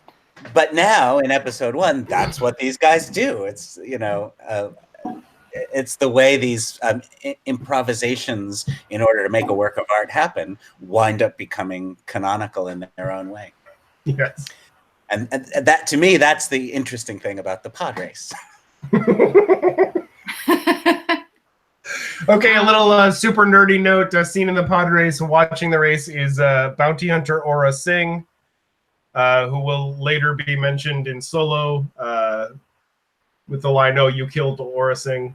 Okay. And aren't there a lot of cameos in the crowd at the pod race? There are. I mean, most of them aren't character cameos. They're more actor cameos. Yeah. So, Warwick Davis, who played Wicket, the Ewok, and also Willow. Willow. A lot of other characters in various films. He's seen sitting next to Watto and laughing with Watto. I think he'll pop up in episode 7 too. In some he's form. in, I think, every Star Wars movie after Return of the Jedi. I think he's in it in some capacity. Yeah. I think also there's a deleted scene from around this part of the movie that was going to have an encounter between Anakin and a youthful Greedo. Yeah. And Greedo-like aliens in this sequence. Right. There was one that was like one of the kids was making fun of him that arguably could have been a young Greedo. Who gives a shit? But he was really excited about it when Annie won. He was very excited. Yes. Okay, so they win the pod race. You have brought hope to those who had none. That's exactly. And Noah and I both, like, when that line came on, Noah and I both went to our notebooks. You have brought hope to those who have none. He kissed his mommy goodbye, and they go back to I love that she really cares about these, like, filthy rich people that just have a hard day. But she's a slave. Yeah. And she's like, you brought hope to those who have none. These filthy rich people that have had a bad day, they have no hope. They have no hope. Thank you, son, that I'm about to lose. Let's have a somber goodbye. And then let's have a duel with Darth Maul as Qui-Gon returns to the ship with Anakin. He manages to evade Darth Maul, brings him on the ship, and then we finally get the fateful meeting. Anakin Skywalker meet Obi-Wan Kenobi. And that got a big cheer in the theater on opening night, as I recall. That was, yeah. And that fact that it did get that cheer, sort of, doesn't that prove what I said before? That, like, this encounter, we once thought that if there were Star Wars prequels, that's what they were going to be about. They do become about that in the scenes ahead, but I think that's why we were waiting for that meeting. Well, they go to Coruscant, which is a big city planet. Coruscant is where I would live if I were in this galaxy. I'd be a playwright on Coruscant.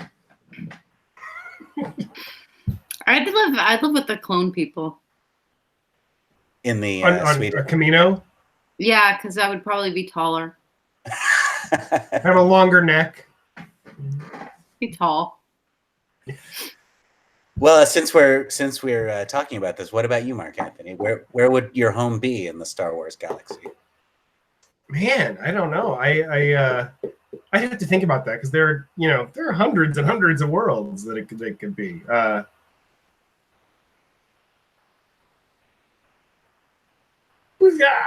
Cloud City's pretty nice. Oh, Cloud City's beautiful. Yeah. Cloud City, I like Cloud City. Yep, this time of year, Cloud City, it's just fabulous. Oh, beautiful. We were there last summer. When the Tabana gas is rising in the east. Yeah, I have a timeshare in Cloud City. All right, Coruscant. Timeshare is getting worse all the time. Okay. And so in Coruscant, we have a series of scenes detailing Palpatine's manipulations. He's moving all the chess pieces of the Queen and the Senate in order to eventually seize control and become the Chancellor, succeeding. His plan is like, how long? It's like 30 years long, at least. It's really intricate. And one it's thing. Amazing. I've never understood. I still have not come up with a good reason why in this movie he wants that treaty signed so bad, or does he really want it signed? I think that was like one path that he really wanted it signed, and when it didn't get signed, he was able to do it another way. But that's as good as an explanation. Yeah. What would he have achieved if army, he had gotten that signed? What would have bettered him? I don't get it. It says, okay, the occupying army is legal, and then he would have brought more droids in there. I guess Naboo would have been part of the Trade Federation and ready to be the separatists for his war. I guess that's the... Yeah, I mean, the droids were all there, and... Yeah. It's not very you're right. clear. And why Naboo? It's tiny, but except he's the senator, so that's why. Or he's the whatever. Yeah, he's the senator. Yeah. I think this is like this issue and other issues like it are part of what I see as the weakness of this film. Like, it is not really clear what this is all about. And I know it doesn't have to be clear. We don't need the entire backstory. We don't have to know all of Palpatine's machinations. But because there's nothing else to hang on to, in episode 4, we didn't understand what everything was about the first time through, or even the 12th time through. But we knew they were trying to blow up the Death Star. The end game of that movie was a very clear goal that the good guys were working toward and the bad guys were working against. I'm all in favor of a more ambiguous, complicated moral universe than that, as depicted in episodes 5 and episode 8. But here, I just feel like it is very muddled. Why are we here? Has something to do with taxation and treaties. And well, the title is The Phantom Menace. I mean, I think it works. I do think it works. That this is, we're not entirely sure what the badness is here. We meet the Jedi Council. Right. We meet Samuel L. Jackson's Mace Windu. Mace Windu, incidentally, being a name that goes back to the very first treatment George Lucas ever wrote for the first Star Wars. Finally finds its way into the saga here. Yoda, if you watch episode 1 now, is a CGI Yoda, and a very convincing one, voiced, of course, by Frank Oz. But when we saw it in the theaters in 1999, Yoda was a puppet. And and a different looking younger Yoda. I watched both versions this past week, and man, that puppet was embarrassing. Really? Yeah, I remember it being.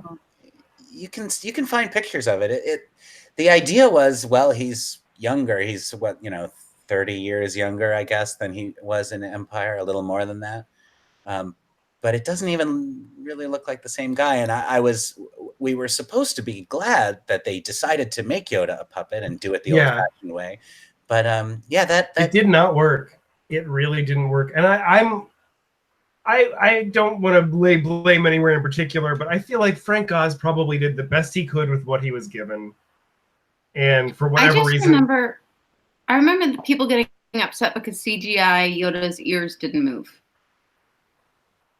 Well, people are dumb and also stupid. His ears just didn't look right because, like, when he bobbed his head, his ears would wiggle. And like CGI, they do. The CGI ears wiggle. They do it. I just watched it this morning. They had to make them do it. At first, it didn't, I guess, and everybody got really pissed off about it. I don't know. I don't know. They added the wiggle later. I guess. Whatever. I do like the ear wiggle. I'm with you on that. But I'm also about Yoda's really old, right? 900. Like really old. Basically 900. So 30 years isn't really going to do much. It's not like Joan Rivers in a facelift. Right. Like, Yeah. Why even bother? Much work I have had. Yeah. I think that's why that puppet wasn't convincing. He had like sideburns or something, and it just was, he was too young or something. Yeah. But I don't think Yeah, it was like, just the design of the puppet. I think it was also whatever the material the puppet was made of didn't have the same kind of pliability that the puppet from Empire Strikes Back had.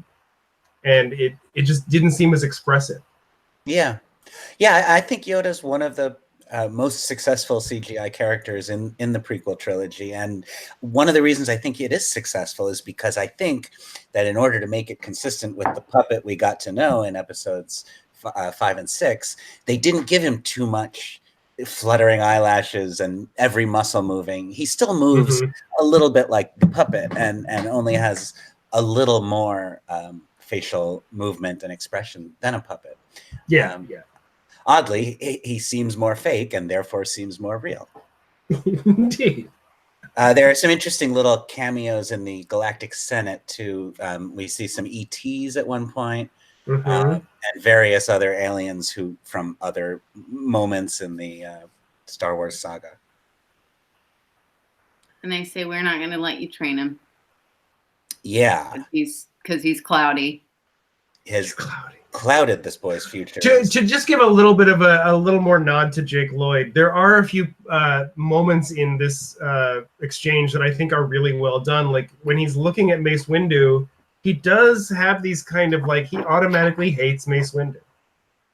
And you can see this in his face. It's actually subtle and pretty nicely done. I don't know how intentional it was on anyone's part, but it works. Yeah, we know he's going to cut off his arm eventually. Yeah. I think that when you watch episode 1 now, having knowing what happens in 2 and 3, I think there is a little bit more of that ominous premonition. You know, it's not necessarily inherent in Jake Lloyd's performance, but yeah, we know what's going to happen, and we know that it's going to get pretty dark for this guy a couple of movies down the line. And then we go back to Naboo, where Padme asks the Gungans to help fight the Trade Federation. And that leads to the big climactic battle sequence, which is, I think, really that's when she does her Oscar-winning turn where she says, "We ask you. No, we beg you." Yes. I'm just saying. In her defense, it's a very no theater thing. It's hardly any theater at all. But then Brian Blessed, as the voice of Boss Nass, says, "Maybe we saw being friends." Wonderful. So now in this climactic sequence, the space battle stuff evokes the original trilogy. It's intercut. That has to do largely with trying to disable the control craft that's powering all these battle droids. Down on the field, a huge army of battle droids is facing a huge army of Gungans. I believe it was the largest battle ever committed to film at that point. It is 2 animated armies facing off against each other. It's certainly vast, and also cut into the sequence along with those 2 conflicts is the Duel of the Fates. The Duel of the Fates. Yeah. So I mean, I do want to say that I feel like the Gungan battle droid battle, aesthetically, it really hits me right where I want it to hit. I just feel like it is beautifully designed. The contrast of the colors is perfect. And I really like the idea of a not so technologically sophisticated culture overpowering this complete technological war machine. I do like that. That's a real motif throughout the Star Wars movies, right? It's similar to the Ewok battle. Ewoks. It's similar to that, except that if the Ewoks didn't have allies with guns, they wouldn't have won. I guess that's blasters. True. That's true. Well, but if the rebels with their blasters didn't have the Ewoks, they wouldn't have been able to. True, but it was a team effort. Yeah, but you still have to have guns. Well, sure. So we all agree. Let's not unpackage that either. We all agree, for the record, teamwork is important, and so are guns. You have to have both. Teamwork and guns. And guns. All right, so they fight. I say that watching droids fight and die is just not interesting, and that's part of the problem. Is that they're not funny enough to keep you going, and they don't have enough sentient thought to keep you going. Just watching them die and say Roger, Roger, just it's not interesting to me. His last word was Roger. It's very interesting to me, and I could watch days and days and days of little blue electro balls hitting droids and watching them fall down. I could do that for days. See, I might be able to do things for days, but not that. I've got to get a power source. Hold on one second. You can use this power source. Hold on. I think if you're and there's actually a fourth. It's four things. There's the battlefield confrontation with the droids and the Gungans. There's the duel of the fates with the Jedi and Darth Maul. There's Anakin up in space on the ship, and then there's also Padme and company fighting their way through the Trade Federation to the throne room. It is quite a big epic sequence. And Duel of the Fates, we might say, this is where we hear, like, John Williams is one member of the creative team who is really consistently has done some of the best work in these movies. Really, and he's done some great work, and this is some of the best work that he's done. I mean, it really is. Duel of the Fates is a fantastic composition. I mean, and all of Star Wars owes him such a debt because, like, he knew exactly what to steal from Tchaikovsky to make this stuff work. It is impossible to imagine the movies without his contribution. They could have been complete bombs without what he did. And it's so evocative. If you just think of the movies, you get his music in your head, even unconsciously. Well, I think most people, if they see the 20th Century Fox logo, they're thinking of John Williams regardless of what's playing. It's true. He really did a phenomenal job. So and Duel of the Fates, I think, is a great example of it. It's a great composition. It's great, and it's really quite daring too. I mean, it's creatively sort of courageous. This whole element of the choir, which we've never heard in these movies before, but it fits right in perfectly. Are you sure? Was there no choir in the Emperor's theme in Return of the Jedi? Oh, if you tell me there was, I believe you, but I don't think so. I mean, I don't remember. I mean, there's an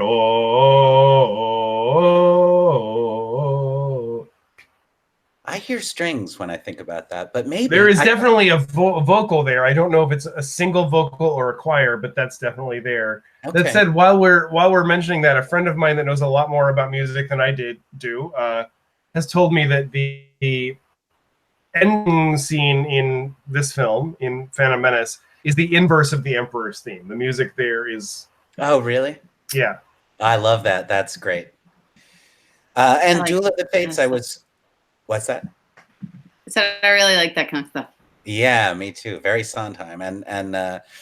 And Duel of the Fates, I just read the other night. I was reminded it was the first classical piece of classical music to have a video in regular rotation on MTV.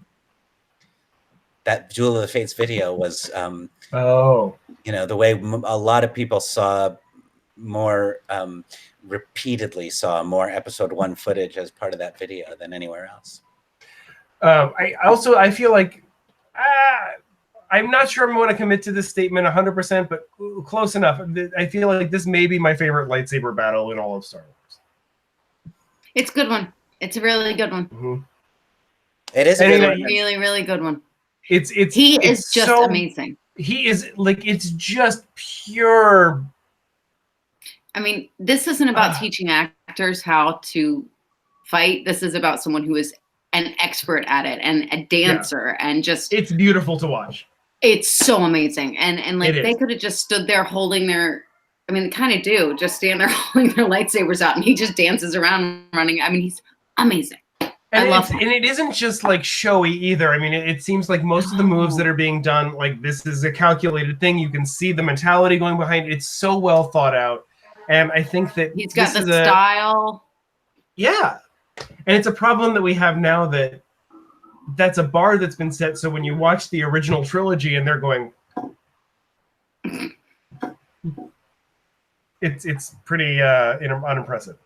Yes. There is definitely a difference in the prequels. The lightsaber duels, they've always been a highlight of these movies, but of course you're absolutely right. And especially in episode 4, the Vader Kenobi duel, which seemed like edge of your seat exciting at the time. Yes, it's very samurai But style. no, that's been updated even beyond the special edition. Like I've seen a fan edit recently that is pretty amazing. But no, Is that I what mean, you're I feel like what is on the DVD and Blu-ray versions now is an updated version that is slightly updated from what was shown in theaters for the special edition. Oh. And the original is, I mean, there are times when you can see the lights on the props, and it's pretty embarrassing at this point. But I agree, at that time it was edge of your seats. They've got fiery swords. They're going to cut each other in half. Oh my god. Yeah, and then from Empire to Jedi, the lightsaber duels get slightly more sophisticated. In the prequels, they are these acrobatic, Cirque du Soleil productions. Right. But I feel like that's kind of consistent. Like, we always got the idea in the original trilogy that, back in the day, the Jedi were these amazing forces of nature, and we've never quite seen anything like that. So it works for me in that way. Me too. I agree. And it's interesting now, too, in the sequel trilogy, episode 7 and 8, and soon 9, it's kind of a little bit of both. Mm-hmm. They're not as dazzlingly, showily acrobatic as the prequel duels are, but these kids are a little they get a little more emotion than in the original. I'm still waiting for a Star Wars duel that is a real samurai duel thing, and they've not quite gone there yet. Let's stop for this one question, then we'll get to the end of the movie. All right. Favorite lightsaber duel in the whole thing? In all of Star Wars? In all of Star Wars, yeah. Yeah, that would be this for me. Okay. And you, Amanda Sisk? Obi-Wan and Anakin on the fire planet thing where he falls into the fire. Episode 3.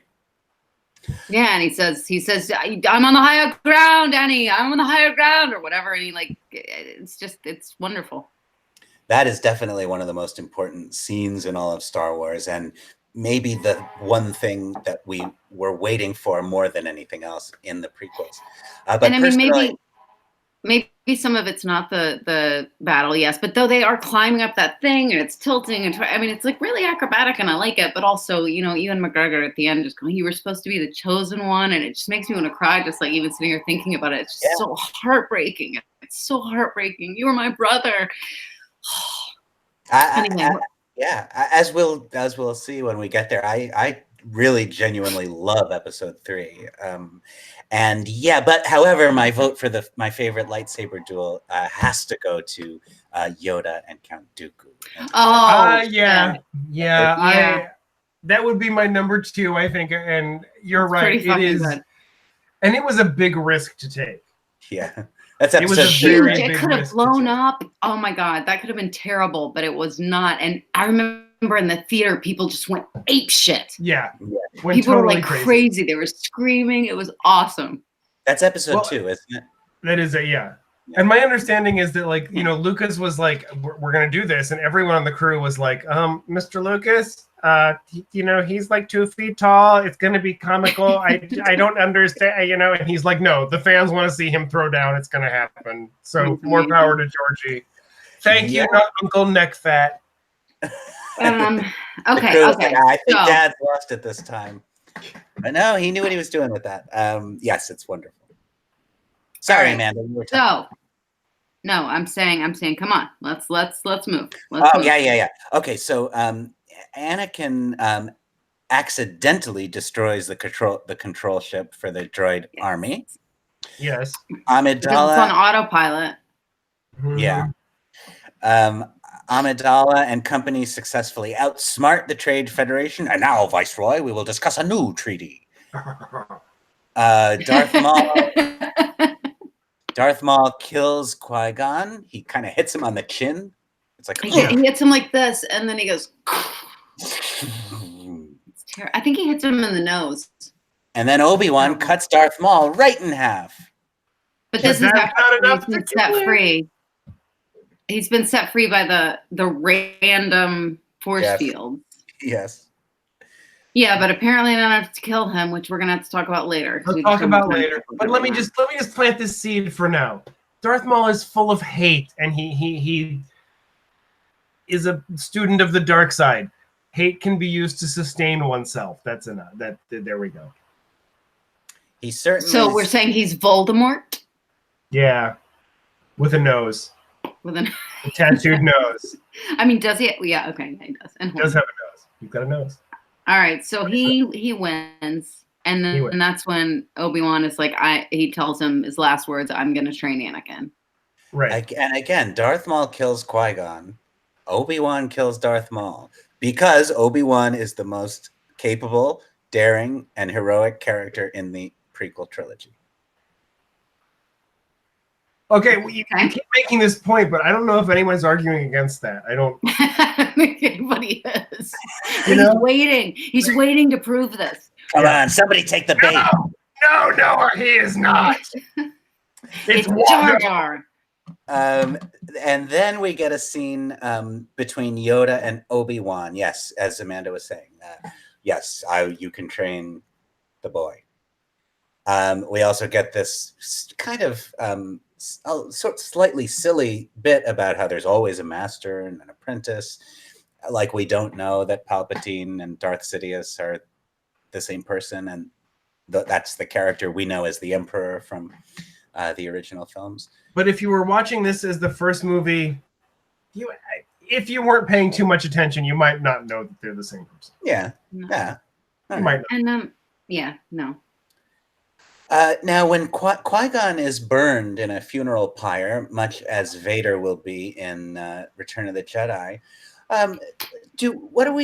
what can we conclude about why sometimes Jedi vanish when they die and sometimes they leave behind bodies? I have an answer for that that's canon. Let's hear it. Qui-Gon was the person that discovered how to do that. That's kind of what Yoda says at the end of episode 3, huh? Yeah. So, I mean, it's basically that Qui-Gon had been doing like some kind of forbidden experiments or whatever prior to his death. When he died, he communed with the Force in a way that no one else had. And then he spoke to Yoda and taught Yoda how to do this thing. And Yoda was passing it on to Kenobi. Yeah. And then to Luke, presumably. And then to Luke.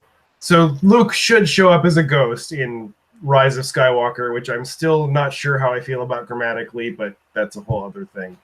He does vanish. I mean, Luke does vanish in episode 8 when he dies. Right. Mm-hmm. Right. Okay, I'm satisfied. All right.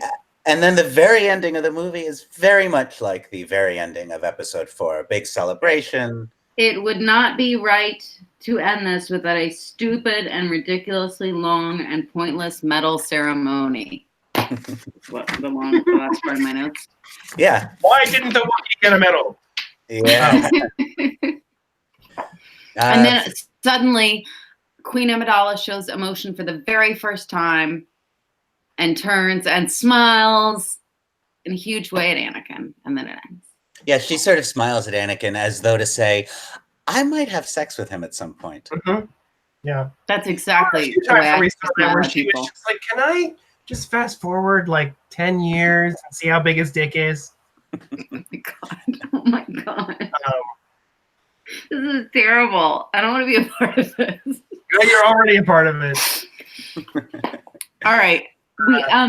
So we have reached the end of the film. That was episode 1. We don't have a whole lot of time, but I really do want to do some of these screw you or it's true. Let's do it. We got time. We got all the time in the world. All right. So it's either screw you, like a hussy. it's true. Okay. From the Mercury News. If you want to have an emotional attachment to this movie, you'd better bring one with you. Okay, I'm going to say screw you. And my reason for that is that I feel like it's the emotional attachments that people bring to that movie that make them unable to enjoy it. Interesting. Very smart answer. That is a really smart answer. But I also think the original statement that you read is itself very smart. and well put. And I do think there's some truth to it. I think there's truth to that, and also to Marc-Anthony's counter statement. But I do think that what joy I do get out of episode 1 is very much about the attachment that I bring to it. It is about, like, you know, well, this is our first glimpse of all these characters who will eventually be featured in some movies that I really like.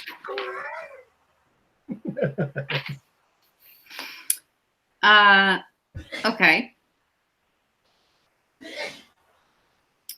I know I'm not getting through, like, hold on, but let me, okay, better than Return of the Jedi, not as good as Star Wars, and nowhere near as great as Empire. I don't have much of a response. You know, I guess my response is screw you. I guess it's a mild, tacit screw you. But it's really just this kind of like ranking of these movies as if this is an objective truth that everyone is going to agree on. I think that we are all going to have our own relationships with any movie, depending on who you're seeing it with, what the context you're seeing it in, how you feel that particular day, how you feel about the world and your life at that time. These are all factors that are going to go into it, and acting like there's kind of some kind of objective. And also, like, when we get to Empire, we'll talk about the problems with that movie. This whole idea that it is like the holy grail of Star Wars movies doesn't sit well with me. I think, yeah, I don't quite agree either. I don't. For one thing, I never saw Return of the Jedi as a particularly weak link. I always thought Return of the Jedi was pretty great. I think if I had to rank them and say which one I think is best, I think I do honestly think Empire Strikes Back is the strongest. Although now I think maybe Last Jedi would be in the running. But anyway, to me, Return of the Jedi was a perfectly strong conclusion, and it was, as with you, Amanda, as you said at the beginning, the first one I saw in the theater, and I have a lot of affection for it. So I don't know. Yeah, it's not fair. The anticipation for this movie wasn't fair. This movie could have been twice as good as it is and still not lived up to what people brought into that theater with them. Okay. Some of these are mean. Some of these, I can't even read them. These are all quotes from reviews from 99. Reviews, yes. And some are good and some are not good. Okay. If someone had given Ed Wood $115 million to remake Planet 9 from outer space, it might have looked like this, although Wood's dialogue would surely have been more memorable.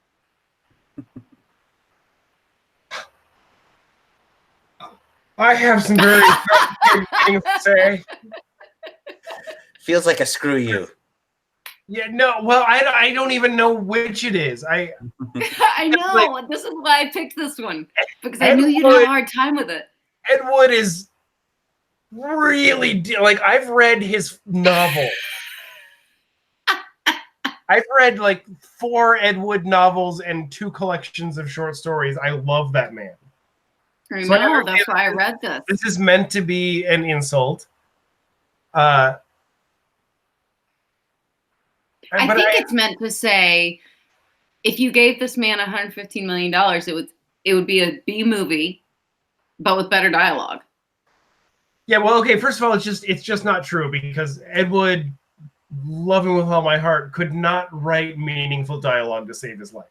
Like, I mean, there's like, regardless of what you think of Lucas's writing skills, before he wrote any of these prequels, he read a bunch of myths. He brushed up on what the meanings of those things were. He added that into his script, and it was thought out. Whether or not anyone likes the results, he thought about it long and hard and researched long and hard. Ed Wood never researched anything other than Jack Daniels. So it's not. I really think that is I guess it is a screw you, but also I love Ed Wood. I love what he does. I don't think that's a good insult. No, it's not. And for me, Star Wars is about loving the B movie cheese.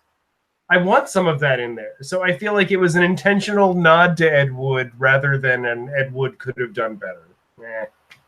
That is very much a reason why I picked that particular quote. was because I I said love you, Marc-Anthony is Sisk. going to I have love a you very so much. strong reaction to this one. Yes. Okay. Enough with the whiny movie critics complaining about the new Star Wars movie. Like them, I was fully prepared to hate the thing when I arrived at the screening, but that prejudice was overcome by the movie's wondrous look and by its fascinating, multi-layered plot. The Phantom Menace takes twists and turns you don't expect. It's true that the characters in Phantom Menace don't really touch the heart, but people have always been beside the point in Star Wars. The emotional centers of the first movie were the robots.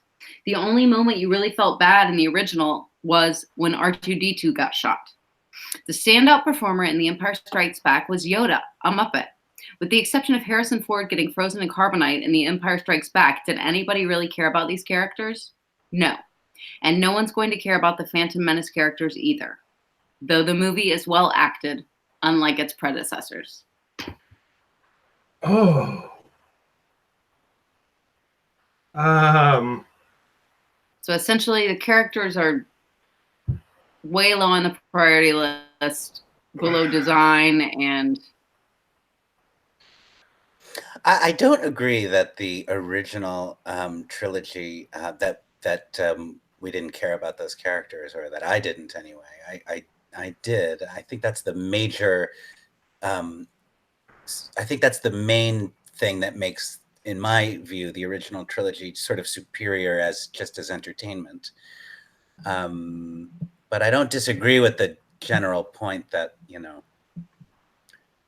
some of this is beside the point. Yes, it's definitely true. We're not watching a play, a drama, it isn't so much about humanity. It's just that humanity is an ingredient in making it accessible to the audience. I guess I would just argue that these are archetypes, and in some ways, the more general and vague they are, the better in that sense. And in some ways, the more specific and relatable they are, the better. I'm kind of okay with either approach to that. So I do agree with what that comment is saying in terms of, often the highlights are the things that we see as the less human, and I do kind of agree with that. But ultimately, I do think that this is a story about humanity and where we are right now and what our relationship to technology is, and it's important. So, all right, I'm going to do a couple more. Yeah. This is just interesting. Why is Qui? This is Roger Ebert, who really liked this. Why is and who's Qui-Gon, from this town, by the way? I just have to say, we have Ebert Fest here every year. There you Marc-Anthony go. is speaking to you from Champaign-Urbana, Illinois, Where Roger Where Ebert they saw had all of Ebert his Fest. originals. Yeah, we have Ebert Fest, and we have a lot of we have an Ebert statue, and he's kind of a local hero here. So don't be dissing the Raj. I'm not. Okay. Promise. No disrespect. Roger. Okay. Why is Qui-Gon so confident that Anakin can win? Because he senses an unusual concentration of the Force, and perhaps because, like John the Baptist, he instinctively recognizes the one whose way he is destined to prepare. I found that very interesting statement. Nobody else does, I guess. No. I actually that's my favorite thing I've heard tonight. I think that's exactly what's going on. I mean, there wasn't any, locust eating or anything happening, but it was pretty John the Baptist. Not that we saw. No. And I was kind of honestly hoping initially there would be an oil bath kind of baptism kind of thing going on, but there wasn't. You got your virgin birth, okay? Yeah, all right. All right, and this is the last thing I'm going to read, I think.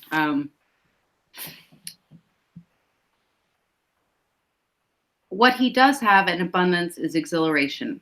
There is a sense of discovery in scene after scene of the Phantom Menace as he tries out new effects and ideas and seamlessly integrates real characters and digital ones, real landscapes and imaginary places. We are standing at the threshold of a new age of epic cinema, I think. in which digital techniques mean that budgets will no longer limit the scope of scenes. Filmmakers will be able to show us just about anything they can imagine. Oh, as surely as Anakin Skywalker points the way into the future of Star Wars, so does the Phantom Menace raise the curtain on this new freedom for filmmakers. Did it do that? I mean, I certainly think that this is, it's a medium is the message kind of situation where Lucas was trying to push forward the digital frontier. That's all great. Yeah, I'm with that. Yeah, he, by his own testimony, Lucas has, said very frequently that the reason it took him all those years to make the prequels was because he was waiting for technology to make it possible for him to visualize anything he wanted, or make anything he visualized happen on film. Yeah, I know sometimes my criticisms of the prequels have to do with the preponderance of artificial imagery. But I'm not against the use of CGI. I think it's fine. It's obviously capable of amazing things. And the Star Wars prequels were a very significant leap forward in terms of what was possible on film with digital effects. I have no problem with that. I just think sometimes the prequels don't achieve an artful balance between that and the kind of human warmth that, as I said earlier, comes sometimes from actors feeling like they're in the actual locations where their story takes place, and acting opposite each other. I mean, there are all kinds of stories about people who have scenes together in the prequels who never really met. They recorded their parts at totally different times, standing against a green screen. It's also unfortunate that because we know how the movies were made, and that's a big part of their appeal, the story of how they made all this happen. It's always been part of the appeal of Star Wars for me, and I think for many people. And so we think about that while we're watching the movies sometimes, which it would be better if we didn't, if we put that aside. But sometimes when watching the prequels, I'm actually thinking, yeah, there's Natalie Portman, she was just standing in a big empty space with a green screen, and somebody told her, like, all right, look over there, because that's where the person you're talking to, that's where their eyes will be. And it doesn't feel like a way to create necessarily like a great human story. And I think the sequel trilogy, episode 7 and 8, and I imagine episode 9 too, do a really beautiful job of taking full advantage of what's possible digitally, but also grounding it in a lot of practical effects. One final comment on this subject is, the making of Star Wars, the documentary of 1978 or something that used to be on television all the time, and many more documentaries like it, have really glamorized the process of making these films. And there is something undeniable about how the original trilogy, especially the first film, watching all those like scruffy, nerdy guys in the 70s, like in a parking lot with a ping pong table, filming the Death Star trench run and making these models and computer controlled cameras that, it was the way the camera moved, not the way the elements moved, that was revolutionary. And that does seem to me like in some very basic way, so much more fun and more, I don't know, sort of more artful in a traditional sense than the making of behind the scenes looks at the prequels, which is just a lot of people sitting at computers and George Lucas hovering over them saying, make the eyebrows closer together. Make that guy speak like Truman Capote.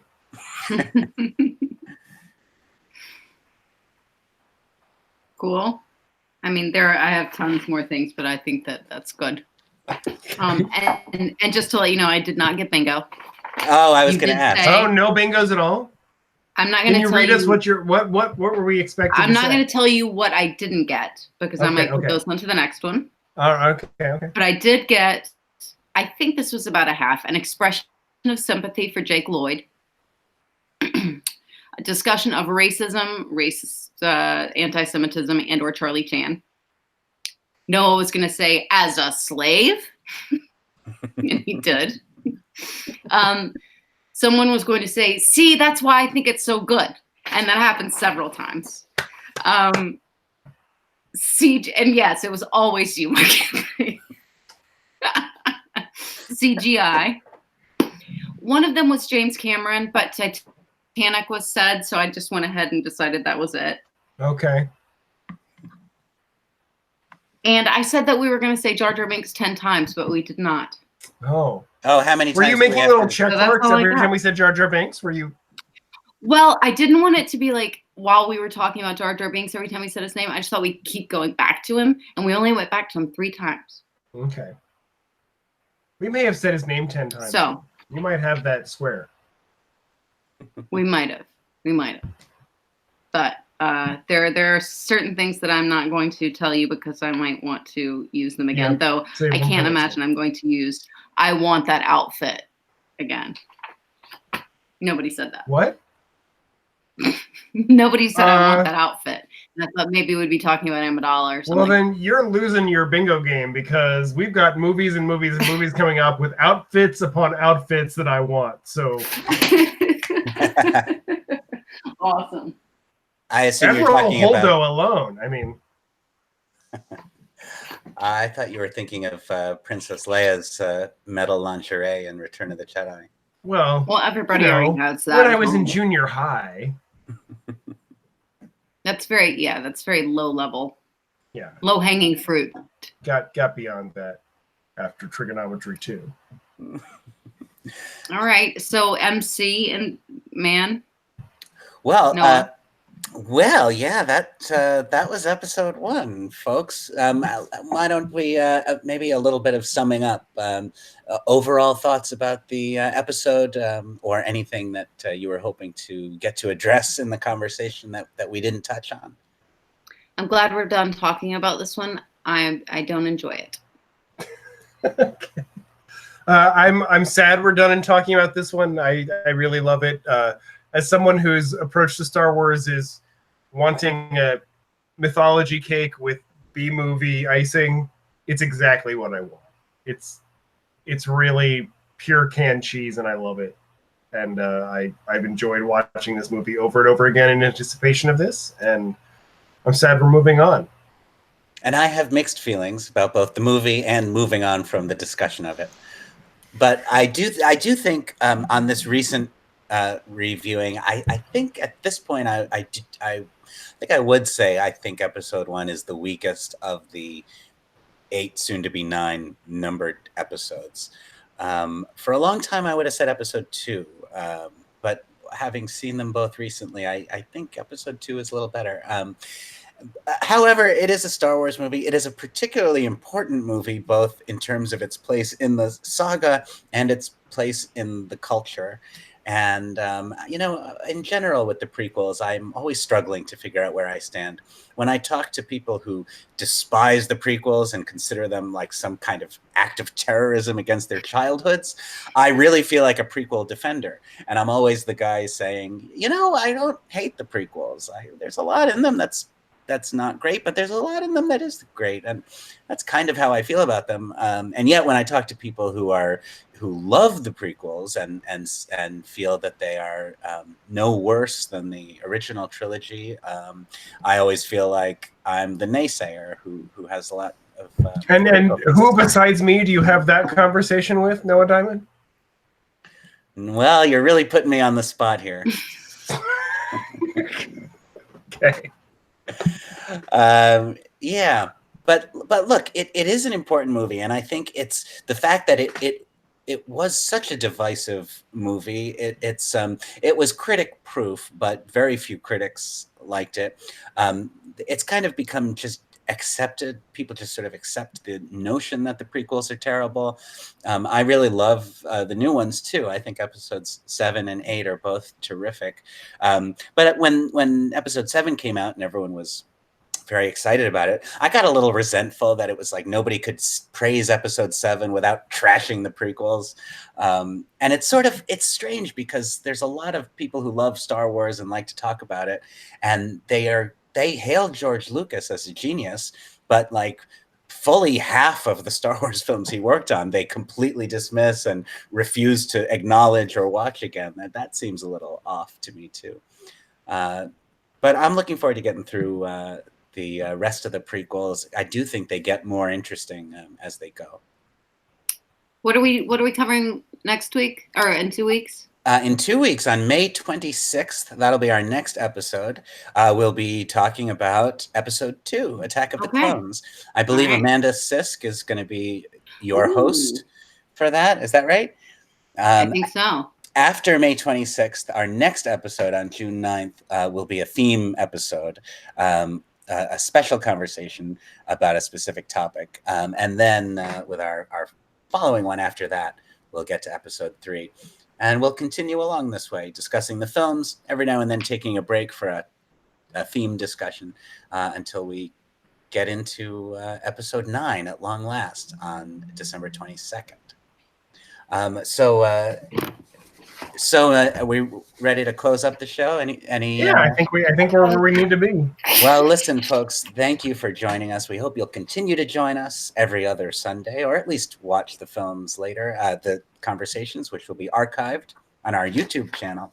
If you want to find the three of us online and learn all about us, it's easy enough to do. You can find us on really all the social networks. There's a noahdiamond.com for those of you who want to know all about me. There's so much to see there. And there's also a marc-anthony-macon.com where you can find out all about Marc-Anthony's work as a visual artist. On Twitter, we are M_A_Macon, president of Sisk, and Noah Diamond. And the complete schedule for Faces of Stone for 2019, the dates and topics of all of our upcoming episodes can be found at facesofstone.space. Oh, yes, and are we going to end this episode the way we've always ended? Let's do so. Well, folks, that's it for this episode of Faces of Stone. May the Force be with you. And also with you.